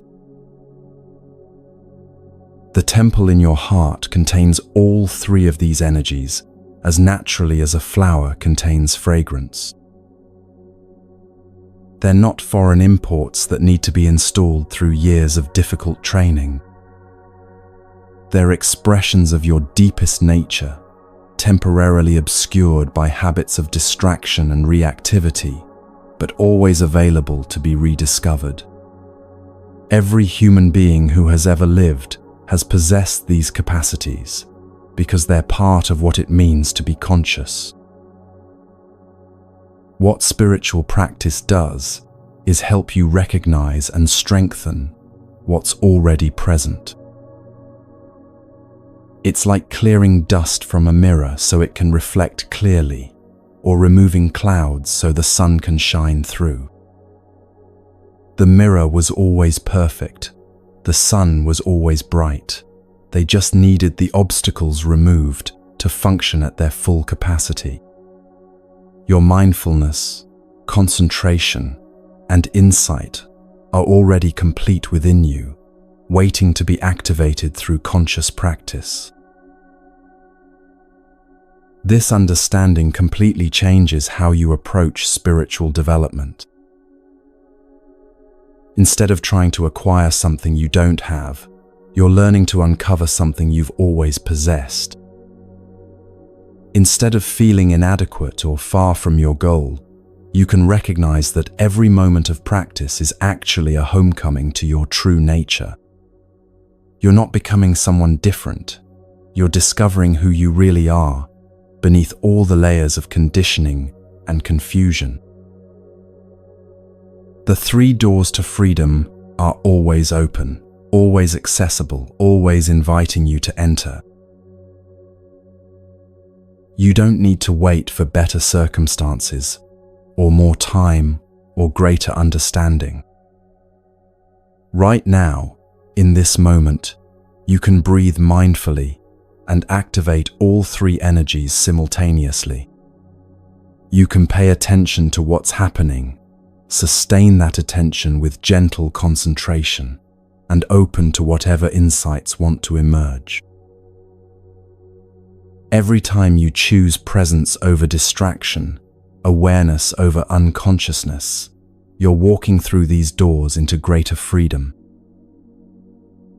Every moment of mindful living is simultaneously developing your concentration and creating space for insight to dawn. You're not just improving your personal well-being, you're activating the Buddha nature within you, contributing to the awakening of all beings, and participating in the healing of our world. This is the ultimate teaching, that liberation isn't a distant goal, but a present reality. The temple of freedom exists within your own heart, complete with everything needed for perfect peace. The 3 doors are always open, the path is always available, and you are always welcome to come home to the truth of who you really are.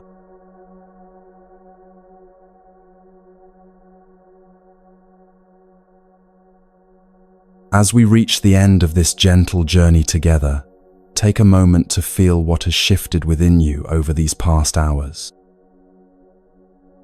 Notice how your breathing has perhaps become slower and deeper, how your shoulders might have softened, how your mind has settled into a quality of peace that feels both familiar and somehow new. You've been walking a sacred path tonight, one that countless people before you have traveled, and you've discovered treasures that have always belonged to you.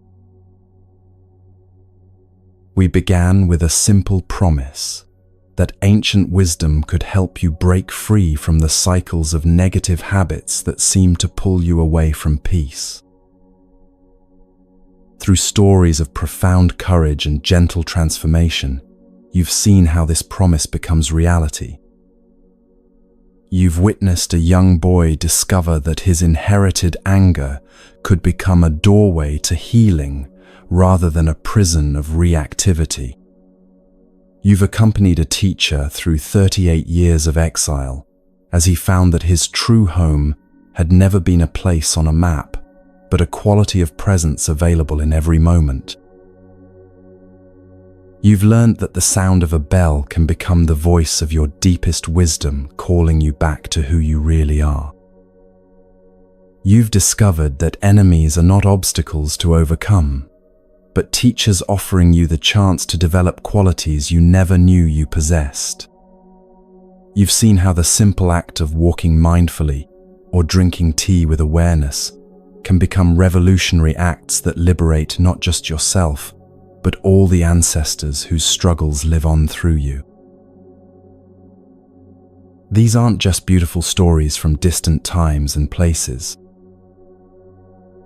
They're reflections of possibilities that exist within your own life, invitations to recognize that every challenge you face is simultaneously an opportunity for awakening.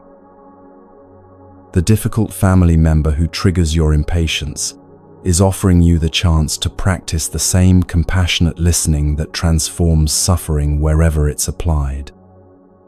The anxiety that arises before important events is calling you to discover the peace that doesn't depend on outcomes being perfect. Every moment of your ordinary life contains the same potential for transformation that we've explored together tonight. When you wake up in the morning, you can choose to begin the day by arriving fully in your body through conscious breathing, rather than immediately reaching for your phone to escape into mental distractions. That first breath of the day can become a declaration, "I have arrived, I am home," acknowledging that peace doesn't require better circumstances, but simply conscious presence with whatever circumstances arise. As you move through your morning routine, you can transform each activity into mindfulness practice. Brushing your teeth becomes an opportunity to feel completely present in your body. Making coffee or tea becomes a ceremony of gratitude for the gifts of the earth. Looking in the mirror becomes a moment to offer yourself the same compassion you would give to a beloved friend. These small shifts in attention and intention gradually transform your entire experience of being alive. When you step outside, you can remember that every footstep is an opportunity to generate what we called the energy of freedom and solidity. You're not just moving your body from one location to another, you're participating in the ancient practice of walking meditation that has the power to heal patterns stretching back through generations. Your ancestors are taking those steps with you, finding peace through your peace, discovering liberation through your conscious presence. The challenges of your day, the traffic that tests your patience, the coworker who seems impossible to please, the unexpected problems that disrupt your plans, all become opportunities to practice what you've learned about transforming reactivity into wisdom. Instead of immediately judging difficult situations as obstacles to your happiness, you can pause and breathe, remembering that every challenge is offering you the chance to develop deeper qualities of patience, understanding, and compassion. When someone speaks to you with irritation or criticism, you can remember the practice of deep listening that we explored at the beginning of our journey. Instead of defending yourself or preparing your counter-argument, you can offer the gift of complete presence, listening not just to their words, but to the pain or fear that might be driving their reactivity. This doesn't mean accepting inappropriate behavior, but it means responding from wisdom rather than simply reacting from your own defensive patterns. The insights you've gained tonight about breaking generational patterns can transform how you relate to your family history and your role in shaping the future. You no longer have to see yourself as a victim of your upbringing or as someone doomed to repeat the mistakes of previous generations. Instead, you can understand yourself as a conscious link in the chain of transmission, someone who has the power to transform inherited patterns of suffering into wisdom and to ensure that future generations receive healing rather than trauma. This doesn't require dramatic changes in your lifestyle or relationships. It simply means bringing conscious awareness to moments when old patterns want to arise and choosing to respond differently.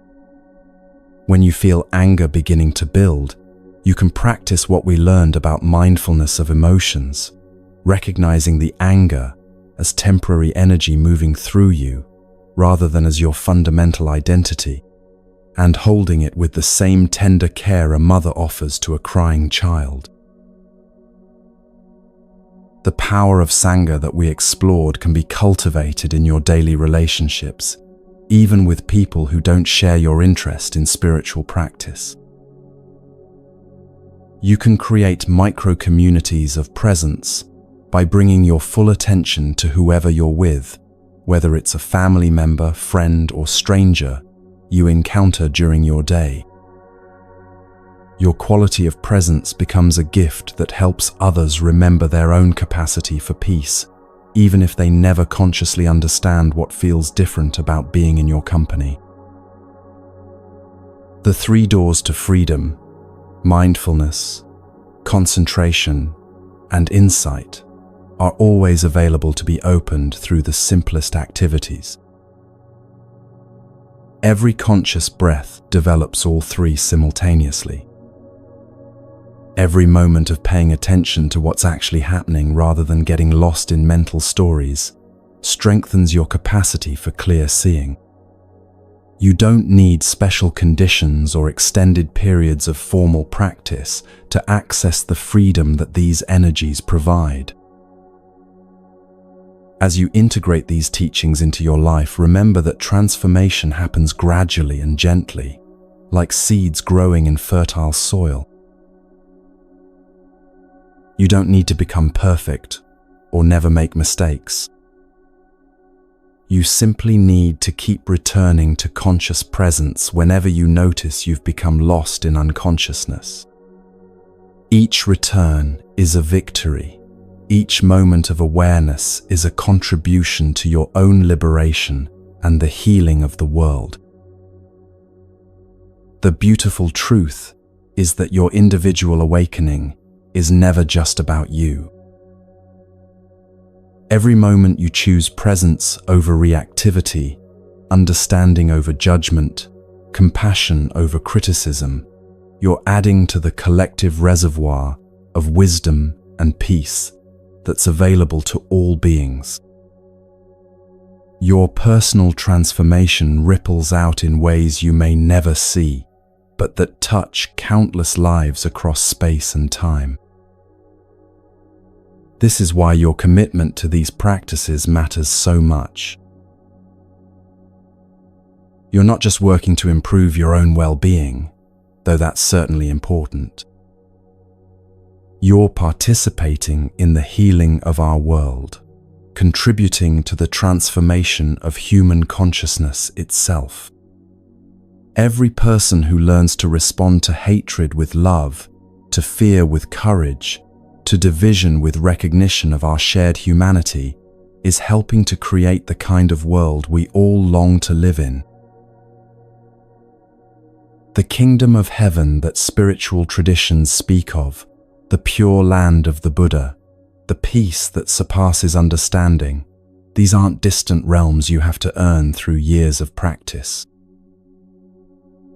They're available right now, in this moment, through the simple act of bringing your complete attention to whatever is arising in your experience. When you can breathe consciously, walk mindfully, listen deeply, and respond with compassion, you're living in these sacred dimensions of reality. As you prepare to rest tonight, carry with you the understanding that sleep itself can become a spiritual practice. Instead of falling asleep while your mind is still churning with worries or plans, you can use the transition into sleep as an opportunity to practice letting go. You can breathe slowly and consciously, allowing each exhale to release the tensions and concerns of the day. You can silently repeat, "I have arrived, I am home," arriving fully in your body and your bed, arriving in the present moment. That's the only place peace has ever existed. Let your body sink into complete relaxation, feeling held and supported by the earth beneath you. Allow your breath to slow and deepen naturally, without any effort or control. If thoughts arise about tomorrow's responsibilities or unresolved concerns, gently acknowledge them and then return your attention to the simple pleasure of breathing and resting. You don't need to solve any problems or figure anything out right now.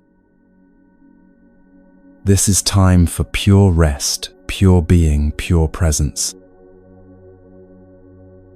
Know that as you sleep, the seeds of wisdom and compassion that have been watered tonight will continue to grow in the garden of your consciousness. The insights you've received will integrate naturally into your understanding, and you'll wake tomorrow with a slightly deeper capacity for peace and love. The transformation you've begun is not dependent on your effort or control. It unfolds naturally, like flowers blooming in spring, according to the laws of healing that govern all life. From all of us at Moonmind Temple, we thank you for taking this journey with us. You've been exactly where you needed to be to receive exactly what you needed to receive. The teachings you've encountered tonight will stay with you, not as memories you need to hold on to, but as living wisdom that will express itself naturally through your thoughts, words, and actions. Rest well, knowing that you are loved beyond measure, that your life has profound meaning and purpose, and that every breath you take is a gift to the world. Sleep peacefully in the understanding that tomorrow is full of opportunities to live these teachings, to practice these freedoms, and to contribute to the healing that our world so desperately needs. Sweet dreams, dear friend. May you wake refreshed and renewed, ready to walk gently on this earth, spreading peace wherever your path may lead.